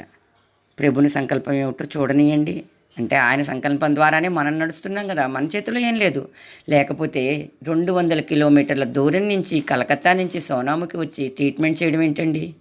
How it is possible? ఈ రోజుల్లోనే మనం కారులో వెళ్తేనే 3 గంటలు పడుతోంది కలకత్తా వెళ్ళాలంటే సోనాముఖి నుంచి. మరి అప్పటి రోజుల్లో ఎంత శ్రమ అంత శ్రమ కోర్చి ఒక డాక్టర్ కలకత్తా నుంచి సోనాముఖి వచ్చి పాపం చూస్తున్నారు. మరి అది ప్రభుని యొక్క సంకల్పం ద్వారానే ఆ పాప తొందరగా కోలుకుంటుంది అనే భావంతో అలా జరిగింది అని చెప్పేసి మనం భావించుకోవాలి. సరే, బాబాని ఇంకొక విషయం ఏంటంటే ఇక్కడ దీంట్లో ఈ లేఖలో 5వ భాగం 91 లేఖలో ప్రభువు ప్రస్తావించింది. బాబాని సందర్శించుకోవడానికి అనేక మంది వీళ్ళు ప్రతిరోజు వస్తున్నారట, కానీ ఉండేందుకు చోటు మాత్రం లేదు. మరి వాళ్ళ అన్నయ్య వీరింటి కాపురం పెట్టమన్నారు కదండి. ఇల్లు ఉండడానికి వంటకి 2 విడివిడిగా పెట్టడం అంటే వీరింటి కాపురం పెట్టడం. సరే అంటే ప్రభువుని దర్శించుకునేందుకు అనేక మంది వస్తున్నారు, కానీ ఉండేందుకు చోటు మాత్రం ఉండట్లా. సోనాముఖి ఇంటి కోసమే తీవ్రమైన ప్రయత్నాలు సాగుతున్నాయంటే ఒక ఇల్లు కట్టుకుందాం సోనాముఖిలో అని చెప్పేసి. ఇది పూర్తయితే నాకు ఊపిరి పీల్చుకున్నట్టు అవడమే కాకుండా ఆనందం కూడా కలుగుతుంది అంటున్నారు ప్రభు. మరి తన కోసం వచ్చిన వాళ్ళకి వసతి ఏర్పాట్లు చూడాలి కదండి, భోజనము వసతి ఏర్పాట్లు ఉండడానికి చూడాలి కదా. మరి ఇల్లు లేకపోతే ఎట్లా చూస్తారు? అందుకని దానికోసం తీవ్రంగా ప్రయత్నిస్తున్నాను ఇల్లు కట్టుకోవడానికి. అది పూర్తయితే నాకు మాత్రం ఊపిరి పీల్చుకున్నట్టు అవుతుంది. అంతకుముందంతా కూడా బాబా ఉద్యోగం చేసేటప్పుడు తానే భక్తులు ఏ ఊళ్ళల్లో ఉంటారో వాళ్ళ ఉండే చోటుకి వెళ్ళి ప్రభు వాళ్ళతో గడిపేవారు. కానీ ఇప్పుడు బాబా రిటైర్డ్ అయ్యారు కదా. మరి రిటైర్డ్ అయ్యాక ప్రభువుకి ఇదివరకు లాగా జమ్మూ నుంచి కానీ కాశ్మీర్ నుంచి కానీ సోనాముఖి వచ్చే దోవలో వెళ్ళడం రావడం ఇట్లాంటివన్నీ జరిగేవి. ఇప్పుడు అట్లా కాదు కదా. ఆయనకు ఒక స్వస్థానం ఏర్పడింది కదా, గనక స్వస్థలానికి వచ్చేసారు రిటైర్డ్ అయిపోయాక. గనక అదైతే నాకు హ్యాపీ అంటున్నారు. సరే, దీనికి మనం ఆ ఇల్లు కావాలి అనుకున్నప్పుడు ఏ భావంతో బతకాలి? నిత్యానందుడు ఏం చేయిస్తున్నాడో ఏం చేయబోతున్నాడో చూడనియండి, ఆయన సంకల్పమే నెరవేరుతుంది అంటున్నారు.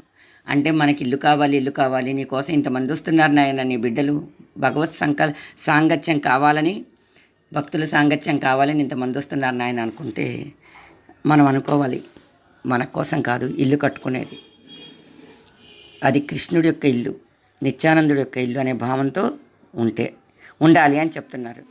అయితే నిజానికి ఇది నిజమైన కొరతట. సోనాముఖి వెళ్ళో మనలాంటి వాళ్ళందరం వస్తే వసతి ఏర్పాటు లేకపోవడం అనేది నిజమైన కొరత. దీన్ని తొలగించేందుకు రామ్ రఖేలు సోనాముఖి ఇంటిని చూద్దామని వచ్చాడట. ఎప్పుడు నిన్నటి రోజున వచ్చారు, మళ్ళీ నిన్ననే కలకత్తా వెళ్ళిపోయారు. ఆయన కూడా కలకత్తా నుంచి వచ్చి బాబా ఇల్లు కట్టుకుంటానంటున్నారు, ఎట్లా కట్టుకుంటారో ఏంటో అని చెప్పేసి చూడడానికి వచ్చారు నిన్న. మళ్ళీ నిన్ననే చూసేసి వెళ్ళిపోయారు అని అంటున్నారు. నిజానికి ఈ కొరతని తొలగించేందుకే రామ్ రఖేల్ వచ్చి ఉంటారు అంటున్నారు బాబా. అంటే ఆయన ఏదన్నా ఆర్థిక సహాయం కావచ్చు, ఏదన్నా ఇల్లు కట్టుకునేటప్పుడు రకరకాల వస్తువులు కావాల్సి వస్తాయి కదా, వాటి సహాయం కోసం వచ్చి ఉండొచ్చు అని చెప్పేసి అంటూ, ప్రభువు అట్లా భగవంతుడి యొక్క ఇల్లు కట్టేటప్పుడు ఏదైనా సహాయం చేస్తే అతనికి శ్రేయము కలిగించునుగాక అని ప్రభువు దీవిస్తున్నారు. రామ్ రఖేల్ వచ్చారు కదా, ఆయన వచ్చినందుకు ఆయన బాబా ఆ ఇల్లు చూసి ఆయన కోసం కట్టే ఇల్లును చూసి, అంటే భక్తుల కోసం కట్టే ఇల్లును చూసి వెళ్ళాడు, సహాయం చేయడానికి వచ్చారు, ఆయన శ్రేయస్సు కలిగిస్తాడు అని చెప్పేసి ప్రభువు దీవిస్తున్నారు. అంటే ఎవరన్నా ప్రభు ఇల్లు అంటే దేవాలయాలు కట్టిస్తే వాళ్ళకి భగవంతుడు శ్రేయస్సు కూరుస్తాడు అని చెప్పేసి ప్రభు ఇక్కడ హామీ ఇస్తున్నారు.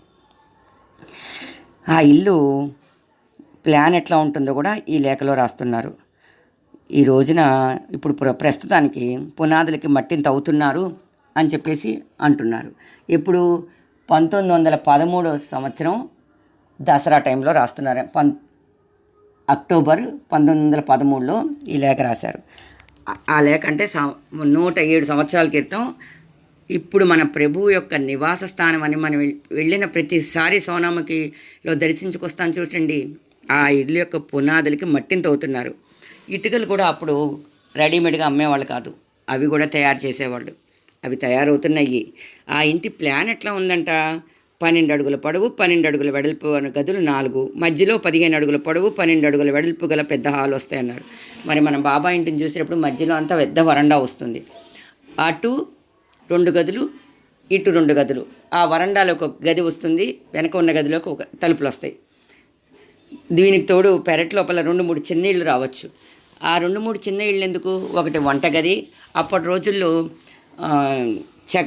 కర్రలతోటి వాటితో వంట చేసుకునేవారు కదా. ఆ పొయ్యిలో పెట్టుకునే పుల్లలు పెట్టుకోవడానికి వాటికి కర్రలు, అవి పెట్టుకోవడానికి. ఒకటి బాత్రూమ్ కింద ఇట్లా అవసరం కదా. వాటికి వెనక 2-3 గదులు వస్తాయి అని చెప్పేసి, చిన్న ఇళ్ళు వస్తాయి అని చెప్పేసి చెప్తున్నారు.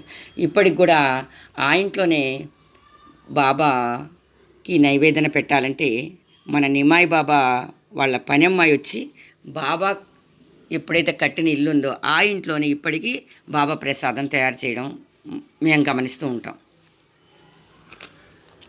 ఆ ఇంటికి కావాల్సిన దూలాలు, దర్వాజాలు, కిటికీలు కూడా అన్నీ వచ్చాయి. అంటే అన్నిటికీ ఆర్డర్ పెట్టేయడం, అన్నీ తయారు చేసి వచ్చాయి. ఇంకా వస్తూనే ఉన్నాయి. అంటే అప్పటి రోజుల్లో తయారు చేయించేవాళ్ళు కదండి, అన్నీ వచ్చేసాయి అంటున్నారు. సరే, సోనాముఖి ఇంటి గురించి ప్రయత్నం ఇట్లా జరుగుతోంది. సరే, వామాచరణ బాబాకి అనారోగ్యంగా ఉందటండి. అందుమూలాన పూరి ఆశ్రమంలో పని బాగా కుంటుపడుతోంది. నేనేమో ఎంత తొందరగా అవ్వాలనుకుంటున్నానో ప్రభు అంత ఆలస్యం చేస్తున్నారు అనిపిస్తోంది. చూడండి, మనం తొందరపడి మాత్రాన అవుతుందా? అవ్వాల్సిన టైంకి అవుతుంది. మనం తొందరపడినంత మాత్రం ఏమి కాదు. మరి అనారోగ్యం ఉంటే వామాచరణ బాబా మాత్రం ఏం చేయగలరండి అని చెప్పి చెప్తున్నారు.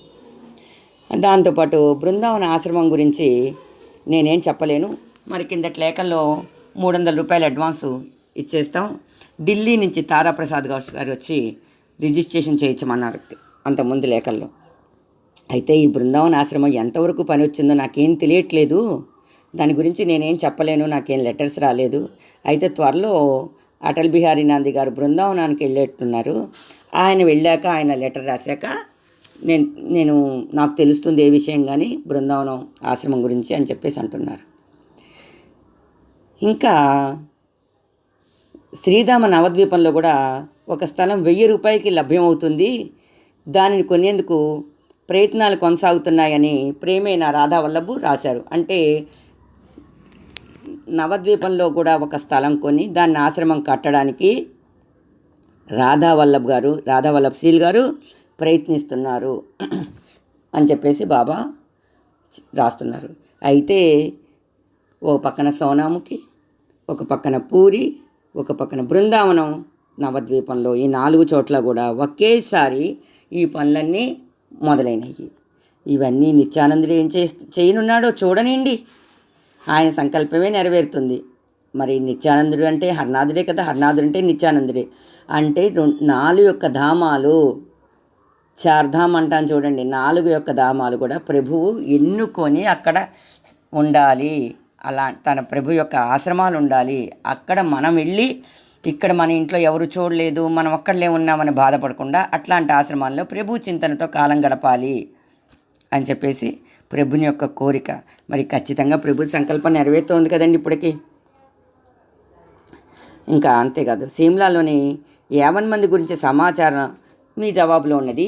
అంటే తారాప్రసాద్ గారు మన హర్నాథుడికి రాసిన లేఖలో అందరి గురించి సమాచారం ఉన్నది. ఆ అందరి గురించి సమాచారం అంతా తెలుసుకొని నాకు చాలా ఆనందంగా ఉన్నది. చాలా ఆనందం పొందాను, అమితానందం పొందాను.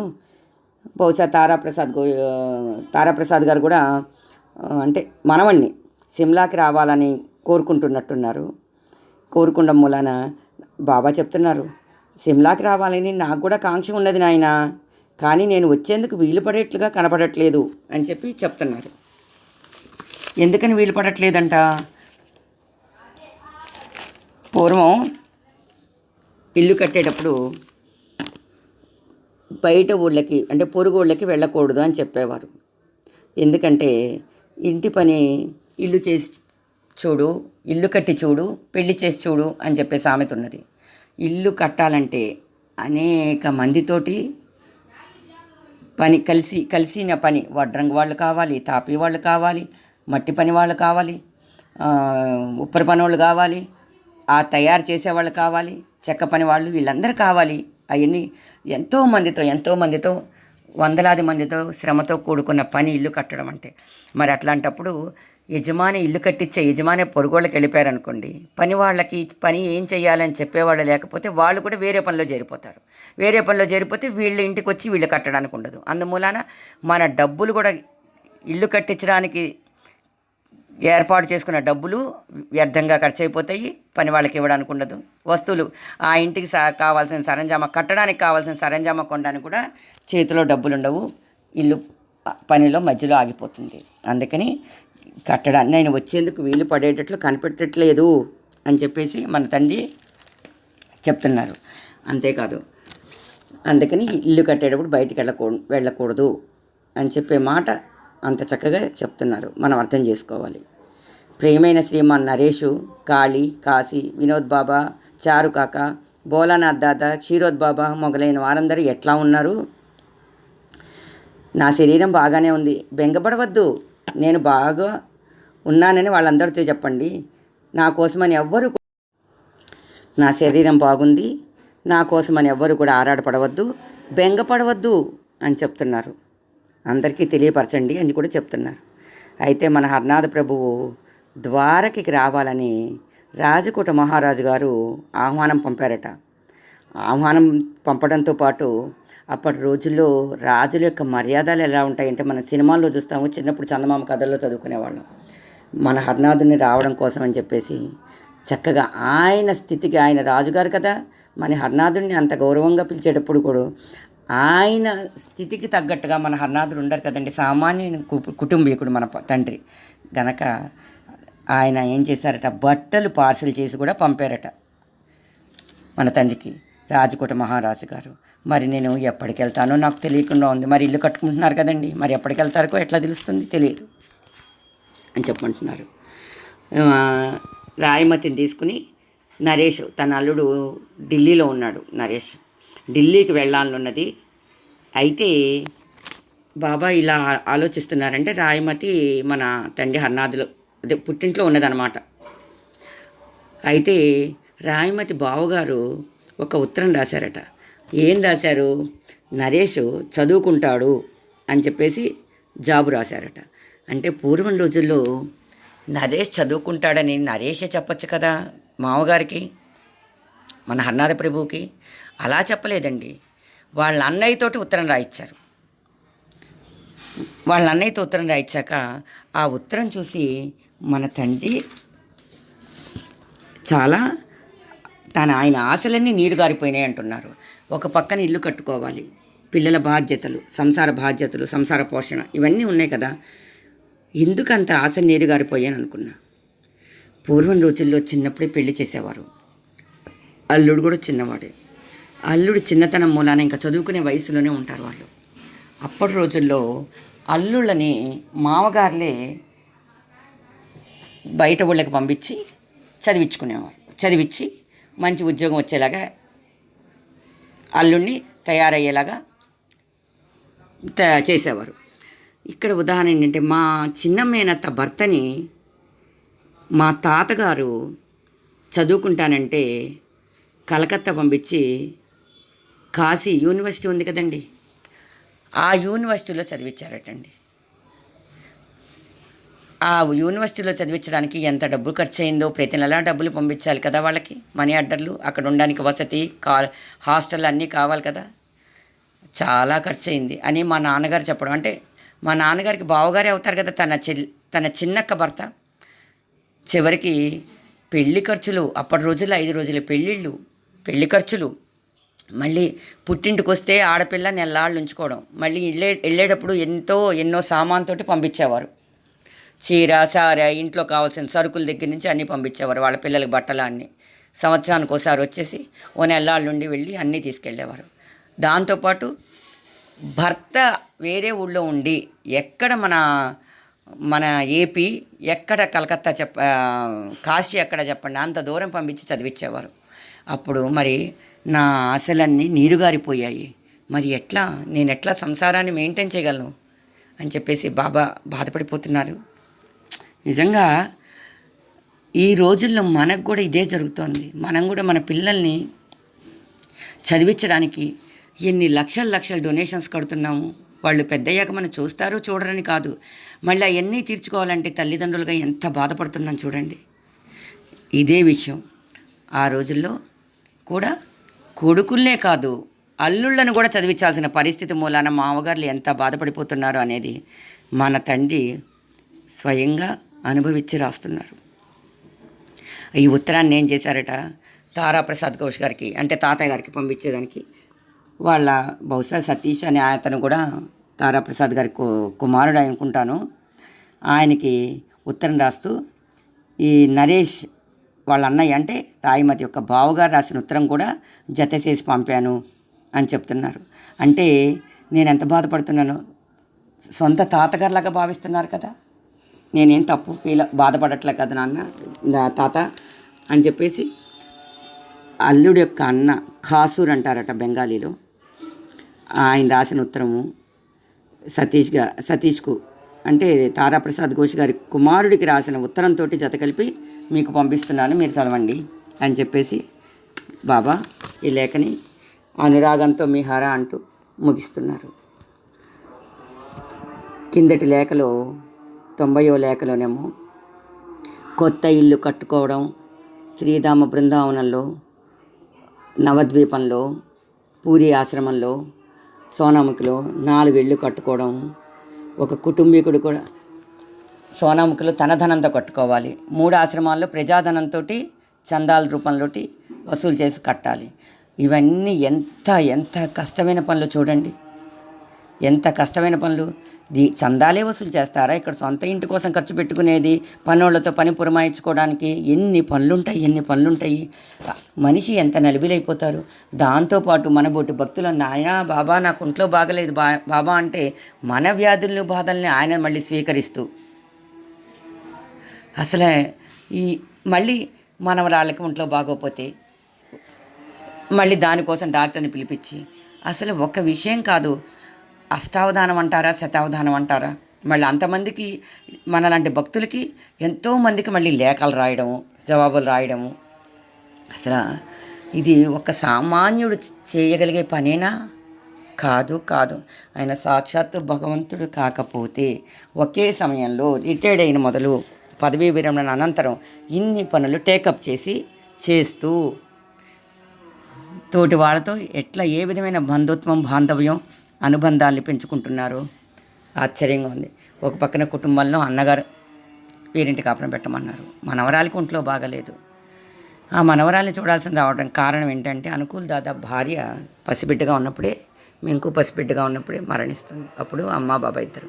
మా గ్రూపు ఐకాన్ కూడా ఫోటో పెట్టింది బాబా అమ్మ, వాళ్ళిద్దరి మధ్యలో ఒక పాప ఎవరయ్యా అంటే మెంకు. నాకు ఎప్పుడు ఆ ఫోటో చేసినప్పుడల్లా నేనే ఆ మెంకుని అనే ఫీలింగ్ వస్తూ ఉంటుంది. ఎందుకునో నాకు తెలియదు. వాళ్ళిద్దరి మధ్యలో నేనున్నాను. అంటే బిడ్డల ఎడల ఎంత ప్రేమ, భక్తుల ఎడ ఎంత ప్రేమ ప్రభువు చూపిస్తున్నారో చూడండి. ఆచరించి చూపించారు. మనం కూడా అట్లా జీవించాలి. జై బలో శ్రీ కుసుమహర్నాథులకు జై. ఎప్పటికీ అలా జీవించినప్పుడు మనకి ఆయన యొక్క సంకల్పంతో మనం అందరం ఆనందంగా హాయిగా హ్యాపీగా ఉంటాం అని ప్రభుని యొక్క దీవెన హామీని మనం నమ్మాలి, ఆచరించాలి, ఆనందం పొందాలి. కుసుమహర. జై బోలో శ్రీ కుసుమహర్నాథ్ మహాప్రభుకి జై. అటల్ బిహారీ నంది శారీమా తల్లికి, గురుదేవులు సత్యాలన్నయ్య గారికి వందనములతో సుజాత తెనాలి నుంచి. ఈరోజు ప్రభువు ప్రసాదంగా 5వ భాగము 92వ లేఖ ప్రభు దయతో వివరణ ఇవ్వడం జరుగుతోంది. ఈ లేఖని బాబా తన అల్లుడైన నరేష్కి రాశారు. ప్రియమైన బాబా నరేష్ అని చెప్పేసి రాశారు. ఇక్కడ ఈ లేఖలో ముఖ్యంగా ఏంటంటే తారాప్రసాద్ దాదా అంటే మీ తారాప్రసాద్ దాదా అని రాస్తున్నారు. మీ ప్రియమైన తారాప్రసాద్ దాదా గారు రాసిన ఉత్తరం అందుకొని నేను చాలా ఇబ్బందిలో పడ్డాను అంటున్నారు. తనకి తాతగారే, దాదా అంటే తాత కదా. మన హర్నాథ ప్రభువు కూడా తారాప్రసాద్ గారిని తాత అనే పిలుస్తారు. తమాల్నేమో తల్లిగా భావిస్తున్నారు కనుక ఆయన్ని తాతగా పిలుస్తారు. ఇక్కడ తన తాతయ్య అనే మనవడు కాస్త నరేష్ చంద్ర ముఖర్జీ గారితో అంటే అల్లుడితోటి ప్రియమైన మీ తారాప్రసాద్ దాదా అంటే మీ తాతయ్యతో రాసిన ఉత్తరం అందుకొని నేను చాలా ఇబ్బందిలో పడ్డాను అంటున్నారు. మా తాతయ్య రాసిన ఉత్తరం మూలాన్ని ఇబ్బంది పడ్డాను అంటలేదు, మీ తాతయ్య రాసిన ఉత్తరం మూలాన్ని ఇబ్బంది పడ్డాను అంటున్నారు. ఏంటయ్యా అంటే అంతకుముందు లేఖలు రాయమతిని తీసుకుని ఢిల్లీ వెళ్ళాలనుకుంటున్నాను అని బాబా రాస్తారు. దానికి బహుశా సమాధానంగా తారాప్రసాద్ గారు ఏం రాసుంటారు, నువ్వు ఢిల్లీ వెళ్ళేటప్పుడు నువ్వు అసన్సోల్లో దిగి తర్వాత ఢిల్లీ వెళ్ళు అని బహుశా రాసుండొచ్చు. అందుకని ఇక్కడ బాబా చెప్తున్నారు. సరే అని చెప్పేసి తారాప్రసాద్ దాదా రాసిన జాబ్ అందుకొని నేను ఇబ్బంది పడ్డాను అంటే రమ్మని చెప్పి రాసుండొచ్చు. అందుకని అక్కడికి వెళ్ళారు, రాయమతిని తీసుకొని అసన్సోల్కి వెళ్ళారు. అక్కడ తారాప్రసాద్ గారి కుటుంబంలో ఎవ్వరూ లేరట. అంటే బహుశా వాళ్ళు ఎందుకో ఏ ఫంక్షన్కి వెళ్ళారో అందరూ ఎవరూ లేరు. సరే రాయమతిని వెంట పెట్టుకుని అసన్సోల్ నుంచి గైకి వెళ్ళారట. అసలు నాకు వెళ్ళక తప్పలేదు అని చెప్పి రాస్తున్నారు. దానికి తోడు బాబా చెప్తున్నారు ఇక్కడ, నా శరీరం ఇక్కడ ఏమీ బాగలేదు, సరే 2 రోజులు మామూలు ఆహారం తీసుకుని బ్రతుకు మీద ఆశ వదులుకొని రాయిని అసన్సోల్కి తీసుకెళ్ళాను అంటే బాబా అంత నిస్సత్తువుగా ఉన్నారు. ఎట్లయినా కూతుర్ని అల్లుడి దగ్గర తీసుకెళ్ళాలనుకున్నారు. ఇంకా విపరీతమైన నీరసంగా ఉంది. బ్రతుకు మీద ఆశ వదులుకునే రాయిని అసన్సోల్ తీసుకెళ్ళానంటే ఎంత నీరసంగా ఉన్నారో మనం అర్థం చేసుకోవచ్చు. కూతుర్ని పుట్టింటికి తీసుకురావడం కానీ, అత్తగారింటికి దిగబెట్టడం కానీ, తండ్రి లేకపోతే ఎవరైతే అత్తగారింటికి వెళ్తున్నారో వాళ్ళ అన్నదమ్ములో తీసుకురావడం అనేది మన హిందూ దేశంలో సాంప్రదాయం. ఆడపిల్లని ఒక్కదాన్ని అత్తగారింటికి పంపించరు. పెళ్ళై ఎన్ని సంవత్సరాలైనా కానీ. ఇప్పటి రోజుల్లో కాదండి, దాదాపు ఒక 25 సంవత్సరాల క్రితం వరకు కూడా ఈ రకమైన సాంప్రదాయం ఉండేది మన ఇళ్లల్లో. అయితే ఇప్పుడు రాయమతిని నేను ఎట్లా పంపాలో నాకు అర్థం కావట్లేదు. నేను గయ వెళ్ళాను కదా, గయని అని చెప్పేసి శాంతి మామ గనక ఒక టెలిగ్రామ్ ఇచ్చున్నట్లయితే నేను ఈనాడు ఇన్ని చిక్కుల్లో తగులుకొని ఉండేవాడిని కాదు కదా అంటున్నారు. శాంతి మామ అంటే బహుశా ఈయన మన తారాప్రసాద్ గారి అబ్బాయి కావచ్చు. రమాప్రసాద్ ఘోషు, సతీషు, శాంతి మామ వీళ్ళందరూ కూడా తారాప్రసాద్ గారి కొడుకులై ఉండొచ్చు, అంటే తమాలిమ సోదరులై ఉండొచ్చు. ఆ శాంతిమామ ఒక్క టెలిగ్రామ్ ఇచ్చుంటే నేను అసన్సోల్ వెళ్ళేవాడిని కాదు. మళ్ళీ మరి కూతుర్ని కాపురానికి పంపించేటప్పుడు ఎన్ని వస్తువులు ఇచ్చి పంపిస్తారండి. ఆ అమ్మాయి బట్టలు మామూలుగా ఏదో మగవాళ్ళంటే ఏదో 2 డ్రెస్సులు పెట్టుకుని వెళ్ళిపోతారు, తేలిగ్గా లగేజ్ ఉంటుంది. కానీ ఆడపిల్లని అత్తగారింటికి పంపించేటప్పుడు అందులో దసరా సెలవులకు వచ్చి కొద్ది రోజులు ఎక్కువ కాలం పుట్టింటూ ఉండి మళ్ళీ వెళ్తూ ఉంది. దాదాపు ఒక నెల, అంతకుముందు లేఖ రాసిన దానికి ఈ లేఖకి నెల వారం రోజులు గ్యాప్ ఉంది. ఇన్నాళ్ళు పుట్టింటూ ఉండేసరికి కొంచెం అనేక వస్తువులు ఎక్కువైపోతాయి కదా. అది ఆ లగేజ్ అంతా మోసుకుని ఒక ఊరి నుంచి ఒక ఊరికి ప్రయాణం చేయాలంటే ఎంత ఇబ్బంది అవుతుంది. నేను శాంతిమామ గనక టెలిగ్రామ్ ఇచ్చుంటే నేను ఈనాడు ఇంత చిక్కుల్లో తగులుకొని ఉండేవాడిని కాదు. అసలే ఒంట్లో బాగలేదు. 2 రోజులు ఆహారం పచ్చని తీసుకుని మరి బయలుదేరారు. అసలే నీరసంగా ఉన్నారు తండ్రి. ఈ ప్రయాణాలు సరే. ఇక రాధిక కానీ మరొకరు కానీ ఢిల్లీ వెంటబెట్టుకు తీసుకెళ్లాల్సిందే. బహుశా రాధిక ప్రసాద్ నియోగి గారేమో, మరి ఇంకెవరు కానీ ఎవరైనా ఉంటే కనుక నేను వాళ్ళతో పంపిస్తాను రాయమతిని. సరే, ఇది ఇన్ని ఒకళ్ళని అనుకోవడం కాదు, ఇదంతా కూడా ఆ సంకల్పమైన ఇచ్చయే. అంటే మనలో సంకల్పాలు ఇచ్చేది ఎవరు? ఆ భగవంతుడే. ఆయన సంకల్పం మూలాన మాత్రమే, ఆయన ఇష్ట ప్రకారమే ఇవన్నీ జరిగినాయి. మన చేతిలో ఏది లేదు అనుకోవడం, ఒకళ్ళని నిందిస్తే ఏమొస్తుంది? రిలేషన్స్ దెబ్బతింటాయి. అంతేగాని అక్కడ జరిగిన సంఘటన మారదు. గనక తారాప్రసాద్ గారు రాసింది కానీ, శాంతి మామ మేము ఊళ్ళో ఉండట్లేదు, మీరు ఎప్పుడు వస్తారో మాకు తెలియదు, మేము ఈ రోజు నుంచి ఈ రోజు వరకు నేను ఊళ్ళో ఉండనని ఆయన టెలిగ్రామ్ ఇవ్వలేదు. ఇదంతా కూడా అది భగవంతుడి యొక్క నిర్ణయం, మన చేతిలో ఏం లేదు అని మన మనసుని ఎట్లా బుజ్జగించుకోవాలో ప్రభువు చక్కగా చెప్తున్నారు. ఎదుటి వాళ్ళ మీద నిందలేయద్దు, అది భగవంతుడు ఇట్లా రాసి పెట్టున్నాడు, అదంతే, మన చేతిలో ఏం లేదు అని అనుకుంటే మనకి మనసు ప్రశాంతంగా ఉంటుంది. అయితే ఈసారి మాత్రం ఢిల్లీకి రాధికని కానీ మరొకరిని కానీ రాయమతిని ఢిల్లీని తీసుకెళ్ళమని చెప్పేసి అడుగుతాను అని చెప్పేసి రాస్తున్నారు. అయితే వాళ్ళు ఎప్పుడు బయలుదేరతారో వాళ్ళని కనుక్కున్నాక, ఇన్ఫర్మేషన్ తెలుసుకున్నాక నేను నీకు టెలిగ్రామ్ ఇస్తా. అంటే గైలో ఎక్కువ రోజులు ఉండలేరు కదండి, అందుకని చెప్పేసి వాళ్ళు బయలుదేరగానే ఇవాళ బయలుదేరుతున్నారు అనగానే టెలిగ్రామ్ ఇస్తాను ఢిల్లీకి, అంటే నరేష్ గారికి. నువ్వు స్టేషన్కి వచ్చి రాయమతిని, ఆమెను ఎవరైతే తీసుకొచ్చారో వాళ్ళని స్టేషన్కి వచ్చి తీసుకెళ్ళిన ఆయన. అయితే ఈ లోపల నువ్వేమన్నా ఉత్తరం రాద్దాం అనుకుంటే గైలో నేనున్నాను కదా, కేర్ ఆఫ్ రకేల్ దాస్ ముఖర్జీ అనే ఆయన అడ్రస్కి, కేర్ ఆఫ్ రకేల్ దాస్ ముఖర్జీ అనే ఆయన అడ్రస్కి నాకు జాబు రాయి అని చెప్పేసి నేను రాయమతిని పంపించామంటే నీకు టెలిగ్రామ్ ఇస్తా. ఎందుకంటే ఇక్కడ రైల్లో బయలుదేరి మళ్ళీ అక్కడికి ఢిల్లీ చేరే లోపల నీకు టెలిగ్రామ్ అందుతుంది, నువ్వు స్టేషన్కి వచ్చి తీసుకెళ్ళచ్చు. కానీ దీని మూలానే నేను చాలా తీవ్రమైన ఆందోళనకు గురయ్యాను నాన్న. ఇన్ని ఇబ్బందులు పడలేక నాకు ఆరోగ్యం బాగలేదు, దానితో ఇట్లాంటి ప్రాబ్లము, ఈ పెళ్ళైన పిల్ల సామాను వీటన్నిటితో అక్కడ తిరగను ఇక్కడ తిరగను, అసలు చాలా ఎంతో ఆందోళనకు గురయ్యాను నేను.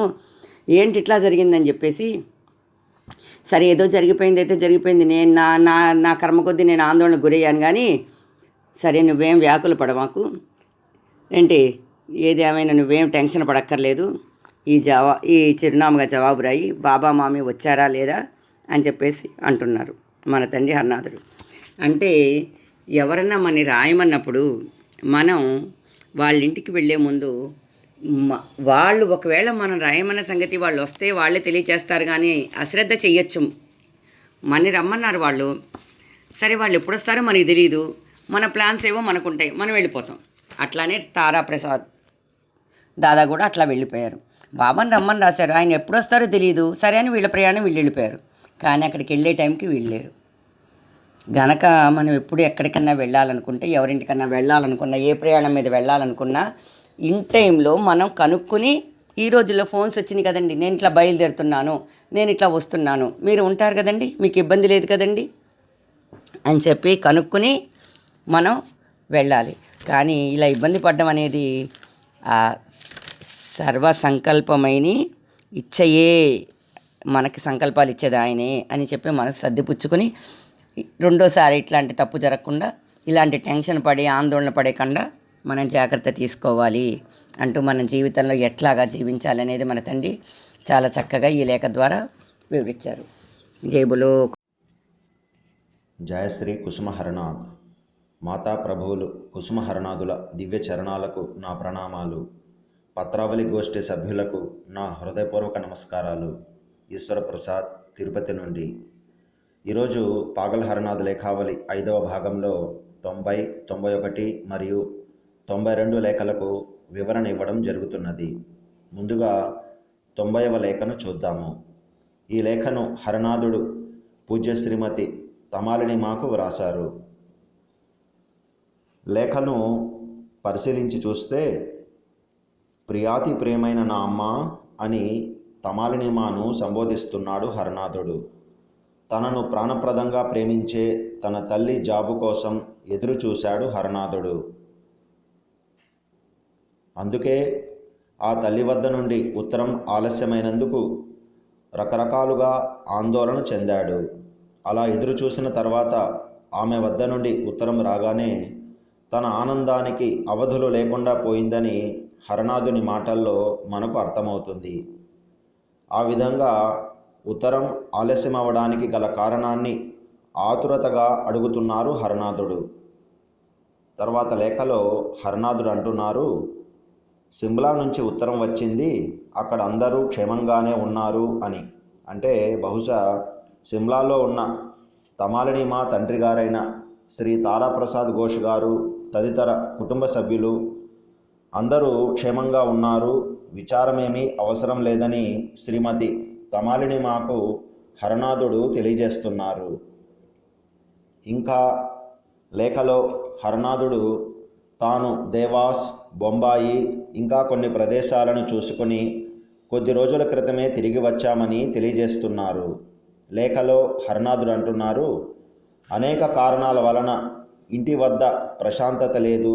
దానికి తోడు 5-6 రోజులుగా మనుమరాలి ఆరోగ్యం బాగుండక అందరికీ ఆందోళనగా ఉంటుంది అని. ఇక్కడ హరనాథుడు తన మనుమరాలైన మెంకురాణి ఆరోగ్యం బాగుండలేదని, అందువలన అందరము ఆందోళన చెందుతున్నామని అంటున్నారు. మెంకురాణి హరనాథుని పెద్ద కుమారుడైన శ్రీ అనుకూల్ చంద్ర బెనర్జీ కుమార్తె. ఈమె అసలు పేరు సుష్మా సుందరీదేవి.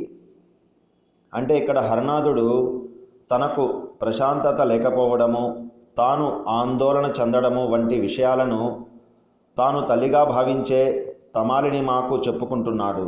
ఆ విధంగా తాను కొంతవరకు అయినా ఊరట చెందుతాడని, సేద తీరుతాడని మనం గ్రహించవచ్చు. లేఖలో హరనాథుడు మరొక ముఖ్య విషయాన్ని తన తల్లికి చెప్తున్నాడు. అదేమంటే, హరనాథుని అన్నగారైన శ్రీ శివనారాయణ గారు అప్పటి వరకు ఉన్న ఉమ్మడి కుటుంబం నుండి విడదీసి హరనాథుడికి వేరుగా కాపురం పెట్టిస్తున్నారని చెప్తున్నారు. బహుశా హరనాథుడు కాశ్మీర్లో ఉద్యోగ విరమణ చేసి ఇంటికి సోనాముఖికి వచ్చిన తర్వాత అన్నగారు ఈ పని చేస్తున్నారని అనుకోవచ్చు. అంటే ఉమ్మడి కుటుంబం నుండి వేరు కాబడి తాను కొత్త కాపురం పెట్టబోతున్నాననే విషయాన్ని చెప్తూ, అమ్మా, నేనొక నూతన ప్రపంచాన్ని ప్రవేశించబోతున్నానని అంటున్నారు. ఈ విధంగా తన అన్న తనకు వేరు కాపురం పెట్టించే విషయంలో తాను భయపడటం లేదని, అంతా కృష్ణుని సంకల్పంగానే భావించి నిశ్చింతగానే ఉన్నానని అంటున్నారు. ఇంకా హరనాథుడు అంటున్నారు, అమ్మా, నీ కరుణాదృష్టిని కోల్పోకుందునుగాక. నీవు దయచూపుతూ ఉంటే నరకంలో ఉన్న భయం లేదు అని. అంటే తల్లి దయ ఉంటే ఎటువంటి ఆందోళన అవసరం లేదనే విషయాన్ని మనకు స్పష్టం చేస్తున్నారని చెప్పవచ్చు. చివరగా లేఖలో తన తల్లి తమాలిని మా చెంతకు తిరిగి ఎప్పుడు వెళ్తానా, ఎప్పుడు ఆమె దగ్గర కూర్చుని కడుపు నిండా తృప్తిగా భోజనం చేస్తానా అని హరనాథుడు ఎదురు చూస్తున్నట్లు, ఆరాటపడుతున్నట్లు మనకు అర్థమవుతుంది. హరనాథుడు వాత్సల్య ప్రేమను తన మాతృమూర్తులకు పంచిపెట్టిన ప్రేమస్వరూపుడు. అందుకే పూజ్యశ్రీ పెండ్యాల సీతారామయ్య నాన్నగారు అనేక మాతృదేవత గణైక మాత్రపుత్రకం భజామి శ్రీహర ప్రభుం మదీయ హృన్నివాసినం, భజామి శ్రీహర ప్రభుం మదీయ హృన్నివాసినం అని హరప్రభుని వాత్సల్య ప్రేమను ఎలుగెత్తి కీర్తించారు. కుసుమహర కుసుమహర కుసుమహర. తర్వాత 91వ లేఖ. ఈ లేఖను హరనాథుడు శ్రీయుక్త తారాప్రసాద్ ఘోష్ గారికి వ్రాసారు. లేఖలో హరనాథుడు శ్రీ తారాప్రసాద్ ఘోష్ గారిని అత్యంత ప్రీతములైన తాతగారు అని సంబోధిస్తున్నాడు. తమాలినిమా తనకు తల్లి కాబట్టి ఆమెకు తండ్రి తనకు తాతగారు అవుతారని భావించాడు. ఆ భావంతోనే ఆయనకు ఉత్తరాలు వ్రాశారు. లేఖలో హరనాథుడు సిమ్లాలో ఉన్న తన తాతగారు శ్రీ తారాప్రసాద్ ఘోష్ గారు మిగతా వారందరి క్షేమ సమాచారం తెలుసుకొని తాను ఆనందాన్ని పొందగలిగానని చెప్తున్నారు. తన మనుమరాలు మెంకురాణి ఆరోగ్యం బాగుండడం లేదని, తీవ్రమైన జ్వరం వస్తున్నదని, కలకత్తా నుండి ఒక హోమియో డాక్టర్ ఆమెకు వైద్యం అందించడానికి వస్తున్నారని తెలియజేస్తున్నారు హరనాథుడు. మెంకురాణి బాగా కృశించిపోయిందని, ఆమెలో వెనుకటి ఆనందము చిరునవ్వు కనిపించటం లేదని హరనాథుడు ఎంతగానో విచారిస్తున్నాడు. ఇక్కడ హరనాథుడు ఒక ఠాకూరుగా కాకుండా ఒక సామాన్యుడిగా బెనర్జీగా వ్యవహరిస్తున్నారు. ప్రభుని సంకల్పం ఏమిటో చూడనీయండి అంటూ కృష్ణునిపై ఆధారపడి ఆయన ఇచ్చకు వదిలిపెడుతున్నారు. మనం కూడా మానవ ప్రయత్నం చేస్తూ ఆపై మన కుసుమహర ప్రభునిపై ఆధారపడాలనే సందేశాన్ని మనకు హరనాథుడు ఇస్తున్నారని మనం గ్రహించవచ్చు. ఇంతకుముందు లేఖ 90వ లేఖలో హరనాథుడు తెలిపినట్లు తన అన్న శ్రీ శివనారాయణ గారు తనకు వేరు కాపురం పెట్టిస్తున్నారని, తన వాటాకు కాపురం ఉండేందుకు స్వంత ఇల్లు రాలేదని, అందువలన క్రొత్త ఇంటిని కట్టుకోవాల్సి వస్తున్నదని మనకు ఈ లేఖలో అర్థమవుతుంది. ఇంకా హరనాథుడు లేఖలో తన కుటుంబం కోసం కట్టుకోబోతున్న ఇంటి నిర్మాణం గురించిన విషయాలను తెలియజేస్తున్నారు. పునాదులకు మట్టిని తవ్వుతున్నారు, ఇటుకలు తయారవుతున్నాయి, ఇల్లు పెద్దదే అయ్యేటట్లుగా ఉంది, 4 గదులు, ఒక పెద్ద హాలు, వీటికి తోడు పెరట్లో 2 లేక 3 ఇళ్ళు రావచ్చు అని చెప్తున్నారు. ఇంటి నిర్మాణానికి అవసరమైన దూలాలు, దర్వాజాలు, కిటికీలు మొదలైనవన్నీ వస్తున్నాయని అంటున్నారు. హరనాథుడు ఈ కొత్త ఇంటిని కేవలం తన కోసం, తన కుటుంబం కోసమే నిర్మించుకోవడం లేదని మనం గ్రహించవచ్చు. అందుకే లేఖలో హరనాథుడు శ్రీ రామ్ రఖేల్ బాబా తన సోనాముఖి ఇంటిని చూద్దామని కలకత్తా నుండి వచ్చి చూసి వెళ్ళారని చెప్తున్నారు. అంటే తన ఈ ఇల్లు భక్తుల ఇల్లుగా హరనాథుడు చెప్తున్నారు. ఇంటి నిర్మాణమైన తర్వాత అనేక మంది భక్తులు నిత్యము మాతా ప్రభువులను దర్శించడానికి వస్తుండేవారు. వారందరికీ హరనాథుడు ఎంతో చక్కటి ఆదరపూర్వకమైన ప్రేమపూర్వకమైన ఆతిథ్యాన్ని ఇచ్చేవారు. ఆ విషయాన్ని స్పష్టం చేస్తూ లేఖలో హరనాథుడు అంటున్నారు, సోనాముఖి ఇంటి కోసమై తీవ్రమైన ప్రయత్నాలు సాగుతున్నాయి. ఇది పూర్తయితే నాకు ఊపిరి పీల్చుకున్నట్లు అవడమే కాకుండా ఆనందం కూడా కలుగుతుంది.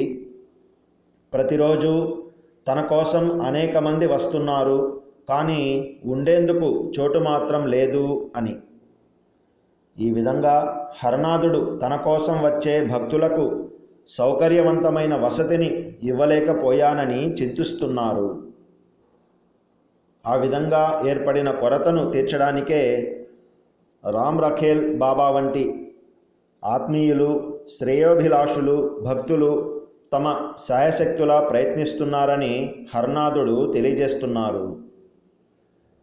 మరొక విషయం కూడా ఇక్కడ ప్రస్తావించాలనుకుంటున్నాను. ప్రస్తుతమున్న హరనాథుని తోట ఇల్లు, శ్రీమందిరం నిర్మించబడిన స్థలం కూడా శ్రీ రామ్ రఖేల్ బాబా గారి వద్ద నుంచి హరనాథుడు కొన్నట్లు మనకు తెలుస్తుంది. ఈ లేఖలో మరొక ముఖ్య విషయాన్ని కూడా మనం గ్రహించవచ్చు. అదేమంటే హరనాథుడు రాధాకృష్ణుల విహారభూమి అయిన శ్రీధామ బృందావనంలోను, శ్రీ జగన్నాథ దివ్యధామమైన పూరి క్షేత్రంలోను, శ్రీ చైతన్య మహాప్రభుని జన్మస్థలమైన శ్రీధామం నవద్వీపంలోను ఆశ్రమాలను ఏర్పాటు చేయడానికి ఎంతగానో ప్రయత్నించారు, ఎంతగానో ఆకాంక్షించారు. హరనాథుని ఆకాంక్ష నెరవేర్చడానికి భక్తులు శాయశక్తులా ప్రయత్నించారు. హరప్రభుని అనుగ్రహంతో ఆ కార్యనిర్వహణలో సఫలీకృతులైనారు కూడా.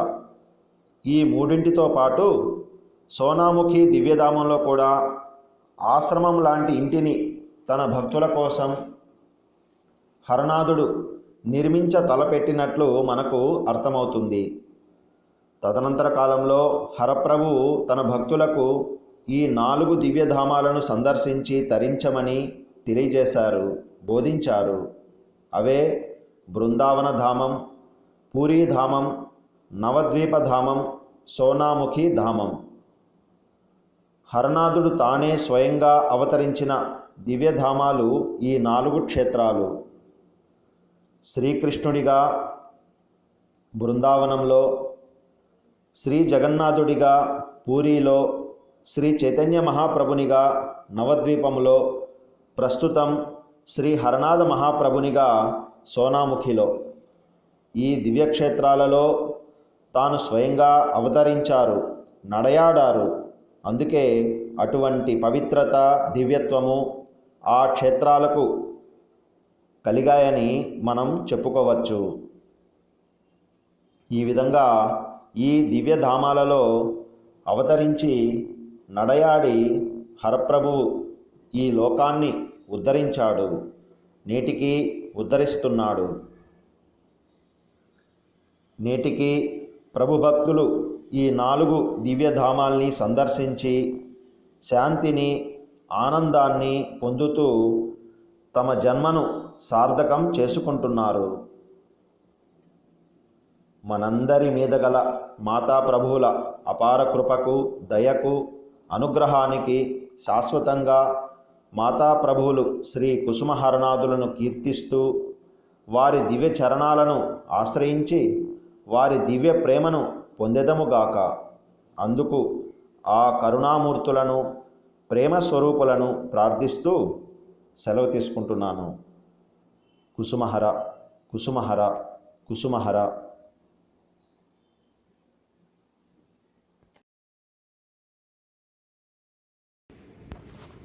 కుసుమహర, కుసుమహర, కుసుమహర.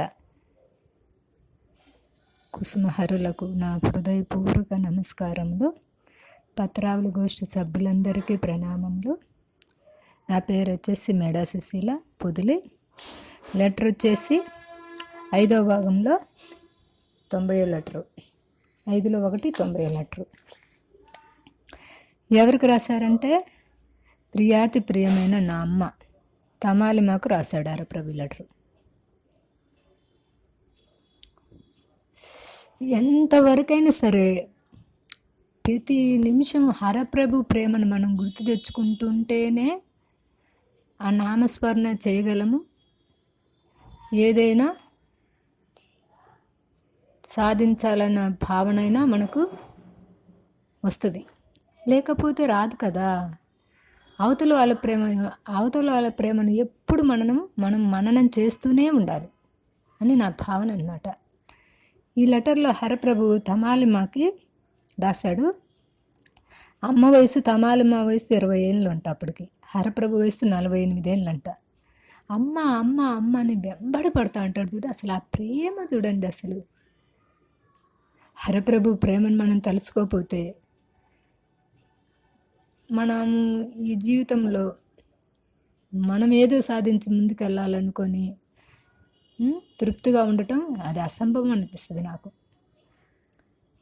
ఏమో నా వరకు నేను ఆలోచిస్తుంటాను. ఆయన ప్రేమను మర్చిపోయినప్పుడల్లా నేను పూర్తిగా సంసారంలో ఆ చింతలోనే ఉండిపోతాను. నా వరకైతే మళ్ళీ ఆయన లెటర్ చదివి మళ్ళీ ఆయన ప్రేమను గుర్తు తెచ్చుకుంటేనే నేను మళ్ళీ రూట్కి వస్తానన్నమాట. నా వరకు అండి. ఇంకా లెటర్లోకి వచ్చేస్తే హరప్రభు ఏమంటున్నారంటే, ఇంతకాలం నీ వద్ద నుండి సమాచారం లేకపోయేసరికి నా మనసులో రకరకాల చింతలు, ఆందోళనలు అలమరుకుంటున్నాయి అంటాడు. అమ్మ, నిజంగా ఈ రోజున నీ వద్ద నుండి జాబ్ రాగానే అంతే ఆనందాన్ని పొందగలిగాను. అమ్మ దగ్గర నుంచి ఏదో కొంతకాలం లెటర్ రాలేదంట. హరప్రభుకి ఎంత ఆందోళన కలుగుతున్నాడంట చూడండి. ఎవరన్నా ఇంత బాగా అసలు మనల్ని ప్రేమించే వాళ్ళు ఉంటారా? ఆయన కూడా ఆ ప్రేమను మనము గమనించలేకపోతున్నాం. మరి అది హరప్రభు కృప కలిగితేనే గమనించగలుగుతామేమో, లేకపోతే మన ప్రయత్నం వలన అది గమనించలేమేమో సంపూర్ణంగా అని నాకు అనిపిస్తుంది. ఇంకా అంటాడు, నీ లెటర్ వచ్చిందమ్మా ఇప్పుడు, అప్పుడే నాకు కాస్త ఆనందాన్ని పొందగలిగాను. ఎందుకని తల్లి నువ్వు ఇంతకాలం ఉత్తరం రాయలేదు అంటాడు. ఎందుకని తల్లి నువ్వు ఇంతకాలం ఉత్తరం రాయలేదు, ఎందువలన రాయలేదు అంటున్నాడు హరప్రభు. సిమ్లా నుండి ఉత్తరం వచ్చింది. అక్కడ అందరూ క్షేమంగా ఉన్నారు. దేవాసు, బొంబాయి ఇంకా కొన్ని కొన్ని ప్రదేశాలు చూసుకొని కొద్ది రోజుల క్రితమే తిరిగి వచ్చాను. హరప్రభు అక్కడ అంతా దేవాసు, బొంబాయి అంత లెక్కలకి వెళ్ళాడంట. తిరిగి వచ్చానమ్మా అంటే ప్రజెంట్ ఏమన్నా సోనామికి వచ్చింటారేమో హరప్రభు. అనేక కారణాల వల్ల ఇంటి వద్ద ప్రశాంతత లేదు అంటాడు హరప్రభు. అనేక కారణాల వల్ల ఇంటి వద్ద ప్రశాంతత లేదంట. దాని తోడు 5-6 రోజులుగా మనవరాల ఆరోగ్యం బాగుండటం లేదు. అందరికీ ఆందోళనగా ఉంటుంది. హరప్రభు వాళ్ళ మనవరాలకి బాగోలేదంట. ఒక భౌతికమైన వ్యక్తి ఎలా బాధపడతారు, హరప్రభు కూడా అలాగే సంసారంలో అలా పైకి బాధపడుతూనే ఉండిపోయారు అంటాడనమాట. ఆందోళన కొన్ని రోజుల నుంచి మనసు ప్రశాంతంగా లేదంటాడు. ఏమొస్తుంది, జీవుల పట్లనేమో ఎంతో ప్రేమ హరప్రభుకి. ఎవరో ఒకరు ఏదో ఒక లెటర్ రాస్తుంటారు. అది మరి అలాంటప్పుడు వాటి గురించి హరప్రభు అయ్యయ్యో ఈ బిడ్డ ఇలా బాధపడుతున్నాడే, ఆ బిడ్డ అలా బాధపడుతున్నాడే అని ఏదో ఒకటి ఒకసారి ఒక లెటర్లో కూడా అంటాడు. నాది రావణ కాష్టం అంటాడు హరప్రభు. రావణ కాష్టం ఏముంది, ఎప్పుడు కాలుతూనే ఉంటుందంట కదా అని ఒక లెటర్లో అంటాడు హరప్రభు అనమాట. ఇక్కడ పూజనీయురాలైన మా అన్నగారు మా వంట ఉండడానికి వేరే ఏర్పాటు చేస్తున్నాడు. ఈ విషయంలో నేను ఏ విధంగా భయపడటం లేదు. సర్వం కృష్ణుడి సంకల్పమే గ్రహించి నేను కూడా నిశ్చింతగా అంగీకారం తెలియపరుస్తున్నాను అంటాడు హరప్రభు. అంటే వాళ్ళ అన్నయ్య గారు ఏరే వండుకోవాలనుకుంటున్నట్టుంది. హరప్రభు అంతా కృష్ణుడి సంకల్పమే, నాకేమీ బాధ లేదంటాడు. అందులో ఆ టయానికి హరప్రభుకు 48 ఏళ్ళు అంట. అన్ని రోజులు కూడాగే ఉన్నారు వాళ్ళు. ఎందుకో అది సహజం కదా, అన్నదమ్ములన్న తర్వాత వేరువేరుగా ఉంటాము, అది సహజమని హరప్రభు అనుకుంటున్నాడు. అమ్మ, నేను ఒక నూతన ప్రపంచాన్ని ప్రవేశింపబోతున్నాను అంటే కొత్త కాపురం పెట్టబోతున్నాను అంటాడు హరప్రభు. ఇక్కడ తల్లి బిడ్డల బంధం అండి. హరప్రభు వచ్చింది వాత్సల్య ప్రేమ బట్టి. మనకు కూడా హరప్రభు మీద ప్రేమ పెంచుకోవాలంటే ఆయన బిడ్డగా చూస్తేనే మనకు వచ్చుద్దేమో ప్రేమ. లేకపోతే తండ్రిగా చూసిన నాళ్ళు ఆయన గురించి మనము ఏదో ఒకటి అడుగుతూనే ఉంటాం, తండ్రి అనే భావన చేస్తే.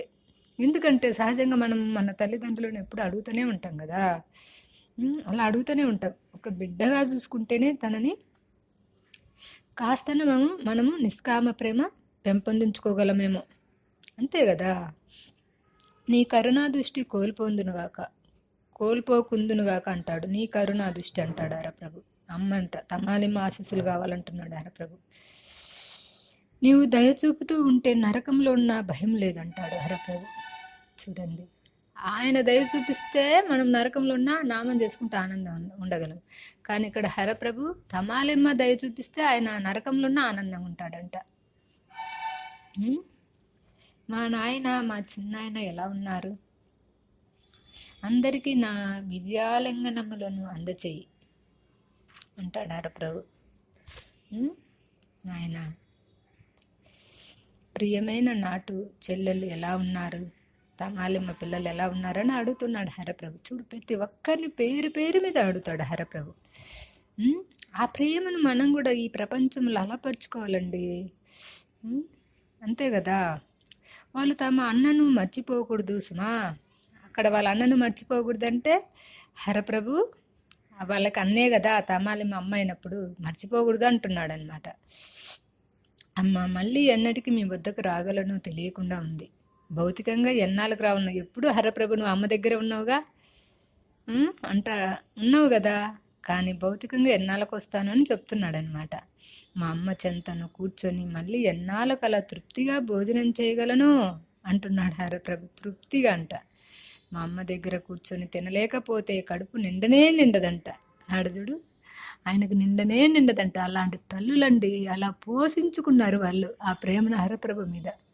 లేకపోతే హరప్రభుకు అందరము సమానమే కదా. మరి అలాంటప్పుడు ప్రత్యేకంగా వాళ్ళను అంత ప్రేమగా ఎందుకు చూస్తాడంటే వాళ్ళ హరప్రభు ప్రేమను పూర్తిగా పొందే అర్హత సంపాదించుకున్నారు వాళ్ళు. లేకపోతే అమ్మ అమ్మ అమ్మ అమ్మ అమ్మ అంటాడు, ఎన్నిసార్లు అమ్మ అంటాడు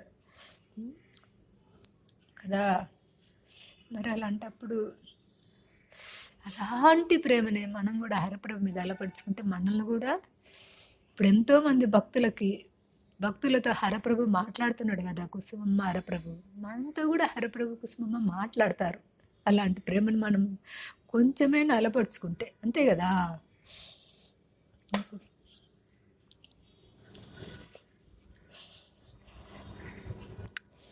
అమ్మ దగ్గర కూర్చొని తినలేకపోతే కడుపు నిండనే నిండదంట. నా ఆరోగ్యము నిజంగా బాగా ఉందమ్మా, నిజంగా అంట, అబద్ధం చెప్తాడని అమ్మకి ఏమి వ్యాకుల పడవద్దు. మీ కోడలు కూడా బొంబాయికి వెళ్ళిందంటే కుసుమమ్మ హరప్రభు తమాలిమ అమ్మ అయినప్పుడు కుసుమమ్మ తమాలిమ కోడలే కదా, అందుకని హరప్రభు అలా అంటున్నాడు అనమాట. నీ అనుంగ బిడ్డడు హర అంటాడు. కుసుమహర కుసుమహర కుసుమహర.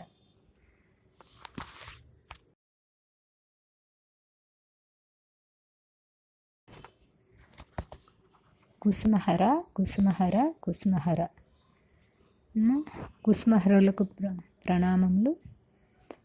అట్లాగే పత్రావళి గోష్ఠి సభ్యులందరికీ ప్రణామములు. నా పేరు వచ్చేసి మేడా సుశీల. లెటర్ వచ్చేసి 5/1/91. ఎవరికి రాశారంటే అత్యంత ప్రియతములైన తాతగారు శ్రీయుక్త తారాప్రసాద్ ఘోష్. ఈ తారాప్రసాద్ ఘోష్ ఎవరంటే తమాలిమ వాళ్ళ తండ్రి గారు కాబట్టి, తమాలిమ అమ్మ కదా, అమ్మ అంటాడు కదా హరప్రభు, అమ్మ కదా, అందుకని వాళ్ళ నాన్నగారు కాబట్టి హరప్రభుకు తాతగారు అనమాట. వరుసలు చూడండి ఎంత బాగా కలుపుతాడు హరప్రభు. ఈ లెటర్లోకి వచ్చేస్తే హరప్రభు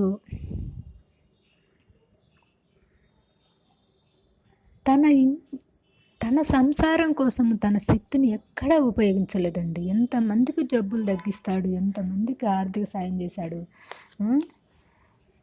కానీ తన శక్తిని తన ఫ్యామిలీకి అసలు వాడుకున్న దాఖాలే లేవండి.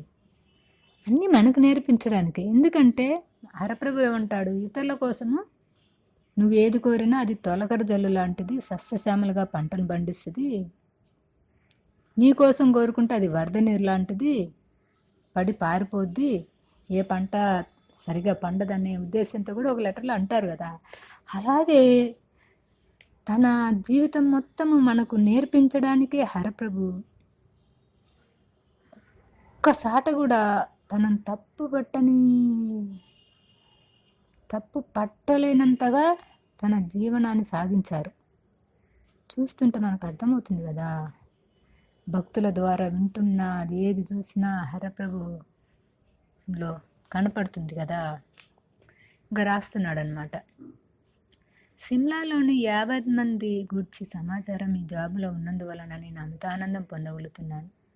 సిమ్లాలో ఎంతమంది ఆయనకు భక్తులు ఉన్నారో వాళ్ళందరి సమాచారం రాశాడంట. అందుకని హరప్రభు అమితానందం పొందుతున్నాడంట. ఆయనకు మనం ఆనందమే ఆయన ఆనందం కదా. అందుకని నా శరీరం బాగానే ఉన్నది, బెంగవలదు, కానీ మెంకు తీవ్రమైన అస్వస్థతకు లోనైంది. మెంకు అంటే హరప్రభు పెద్ద కుమారుడైన అనుకూల్ ముఖర్జీ కుమార్తె అంట. ఆమె అసలు పేరు సుష్మా సుందరిదేవి అంట. ఆమెకు బాగలేదంట. బాగలేపేసరికి హరప్రభు చెప్తున్నాడు, ఇక్కడ ఓమే డాక్టర్ లేకపోతే అక్కడ ఓమే డాక్టర్ వస్తున్నాడు, చూస్తున్నాడు, అంతా కృష్ణుడు ఇచ్చిన ఆయన, కృష్ణుడు ఏం చేస్తాడు అదే జరుగుద్ది అంటున్నాడు అనమాట.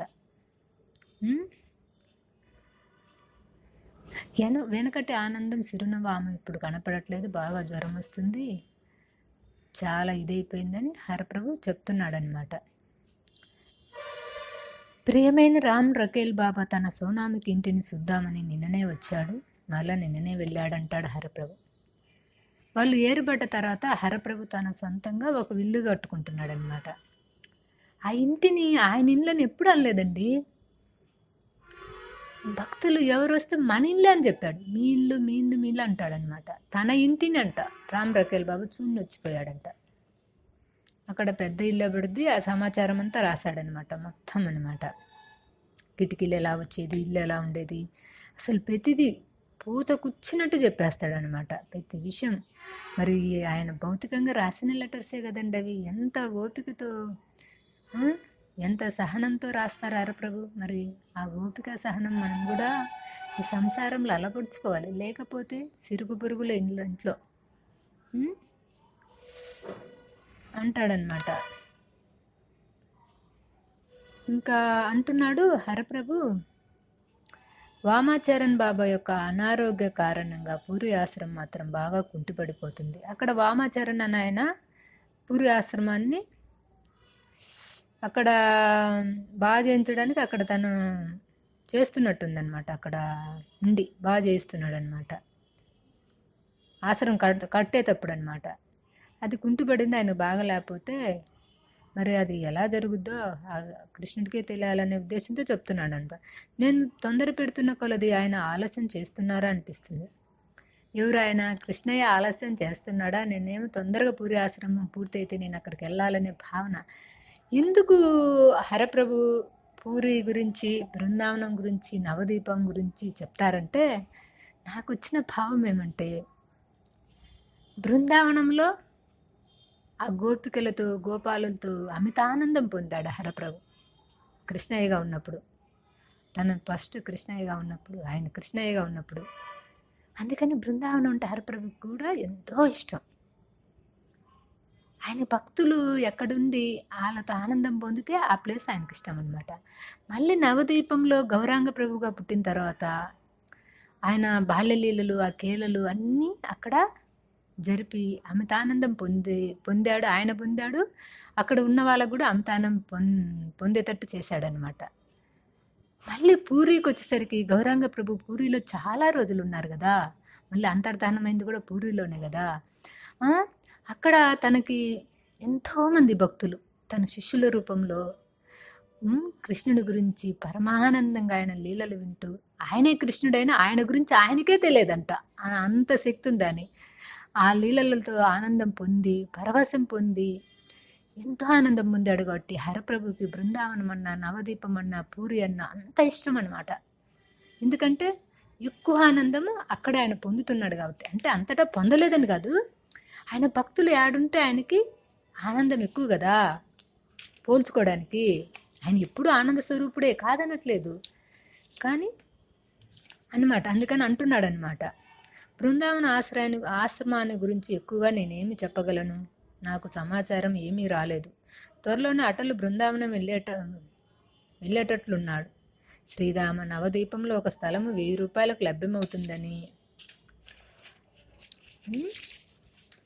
కూడా కొనేందుకు ప్రయత్నాలు సాగుతున్నాయని ప్రియమైన రాధావల్లభు రాశాడు. అదిగో 3 ప్లేసులు చెప్పాడు హరప్రభు. ఆ 3 ప్లేసులు అంటే అంత పవిత్రమైన ప్లేసులు అనమాట. రాశాడు. నిత్యానందుడు ఏమి చేయనున్నాడో చూడనియండి, ఆయన సంకల్పమే నెరవేరుతుంది అంటాడు హరప్రభు. ఏంటి, మనం కూడా ఏ పని చేస్తున్న ఒకవేళ జరిగినా జరగకపోయినా అది కృష్ణయ్య సంకల్పం, హరప్రభు సంకల్పం అలా ఉంది కాబట్టి అలా జరుగుతుంది అనే భావన గిన పూర్తిగా మనకు వస్తే మనం బాగా నిరానందం తగ్గించుకోవచ్చు. అంతే కదా. ఆయన సంకల్పమే నెరవేరుతుంది అంటాడు. సోనాముకి ఇంటి కోసం తీవ్రమైన ప్రయత్నాలు సాగుతున్నాయి. అది పూర్తి అయితే నాకు ఊపిరి పీడ్చుకున్నట్లే అవుతుందంటాడు. సోనాముఖిలో ఇల్లు విడిపోయిన తర్వాత ఇల్లు కట్టుకుంటున్నారు కదా, అది పూర్తి అయితే హాయిగా ఉంటుందయ్యా అంటున్నాడు అనమాట. మామూలుగా చెప్తున్నాడు హర్నాథ్ బెనర్జీగా. వాళ్ళు వీళ్ళు ప్రతిరోజు వస్తున్నారు కానీ ఉండేందుకు చోటు మాత్రం లేదు. అందరూ చూద్దామని వస్తున్నారు హరప్రభు కాడికి. మరి ఇల్లు ఏం కట్టుకుంటుందా, స్థలం లేదు కదా, చోటు లేదు కదా అని హరప్రభు ఫీల్ అవుతున్నట్టుందనమాట. నిజానికి నాకు ఏర్పడిన ఈ నిజమైన కొరతను తొలగించేందుకే రామ్ రకేల్ వచ్చి ఉంటాడు. ఆ వసతులన్నీ కల్పించడానికి హరప్రభు అంటున్నాడు. నిజమైన కొరతను తీర్చేందుకే రామ్ రకేల్ బాబా అక్కడికి వస్తున్నాడు అని చెప్తున్నాడు అనమాట. ప్రభు అతనికి శ్రేయంను కలిగించునుగాక అంటాడు. ఆశీస్సులు పంపించాడు, ఆయనకు శ్రేయస్సునే కలిగించుగాక అని చెప్తున్నాడు అనమాట. అక్కడ అందరూ బాగున్నారని పేరుని అడుగుతాడండి. శ్రీమాను, నరేసు, కాశీ వినోద్, చారు కాక, భోలానాథ్ దాదా, క్షీరోద్ బాబా మొదలైన వారంతా ఎలా ఉన్నారు? పేరు పేరు విన చూడు, అసలు ఎట్లా గుర్తుంటాయో, ఎలా చెప్తాడు హరప్రభు. నేను బాగున్నానని వాళ్ళందరూ చెప్పు, నా కోసం ఎవ్వరూ ఆరాట పడన అవసరం లేదు. సిమ్లాకు రావాలనే కాంక్ష ఉన్నమాట యథార్థమైన నేను వచ్చేందుకు వీలు పడేటట్లు కనపడటం లేదు. ద్వారకాను దర్శించేందుకు ఈ కోటరాజు మహారాజు గారు తమ ఆహ్వానంతో పాటు నాకు కొన్ని బట్టలు పార్సల్ చేసి పంపించాడు. అదే రాజకోట మహారాజు ఒక రాజు ఆహ్వానించి మళ్ళీ బట్టలే పంపించాడని చెప్తున్నాడు అన్నమాట. ఎప్పటికి వెళ్ళగలనో తెలియకుండా ఉందంటాడు హరప్రభు. అంటే నేను వెళ్తాను చేస్తాను అండు మనలాగా. అంతా కృష్ణుడు ఇచ్చేయా, ఎప్పుడు పంపిస్తే అప్పుడు వెళ్తాను, నాకు వెళ్ళాలని ఉంది అని భావంతో చెప్తాడనమాట. రాయమతి వెంట ఢిల్లీకి వెళ్ళాలని ఉంది, కానీ ఆమె కాసుర్ అంటే బావగారి జాబుని చూసిన తర్వాత నా ఆశలు నీరుగారిపోయాయి. మరి ఏం రాశాడు హరప్రభు? ఏమో రాయమతితోటి ఢిల్లీకి వెళ్ళాలనుకున్నాడంట. అందుకే హరప్రభు ఏమంటాడంటే, ముందు మనం దేనికైనా సరే మనం ఒక సంకల్పం చేసి అలాగే ఉండాలనుకున్నాం అనుకోండి, అలా జరగకపోతే బాగా నిరుత్సాహపడతాం. అందుకని మనం ఒక ప్రయత్నం చేసి హరప్రభు ఇచ్చే ఎలా జరగాలంటే అలా జరగాలని గిన మనస్ఫూర్తిగా గిన దాన్ని ఒప్పుకొని గిన మనం ఆ పని చేస్తే జరిగినా ఆనందంగా ఉంటాం, జరగకపోయినా ఆనందంగా ఉంటాం కదా. అన్నీ మనం నేర్పించడానికంటే 5వ భాగం లెటర్స్ చూస్తే ప్రతిదీ మన సంసారంలో ఎలా ఉండాలో, ఎలా మెలగాలనో, ఎలా ఉంటే మనం మనశ్శాంతిగా బతకగలమో అని హరప్రభు లెటర్లు, ఈ 5వ భాగం లెటర్స్ అన్నీ అలాగే ఉంటాయన్నమాట. నరేష్ చదువుకుంటాడని ఈ ఉత్తరము సతీష్కు రాసిన ఉత్తరంలో జత చేసి పంపాను. అనురాగంతో నీ హర అంటాడు. కుసుమహర కుసుమహర కుసుమ.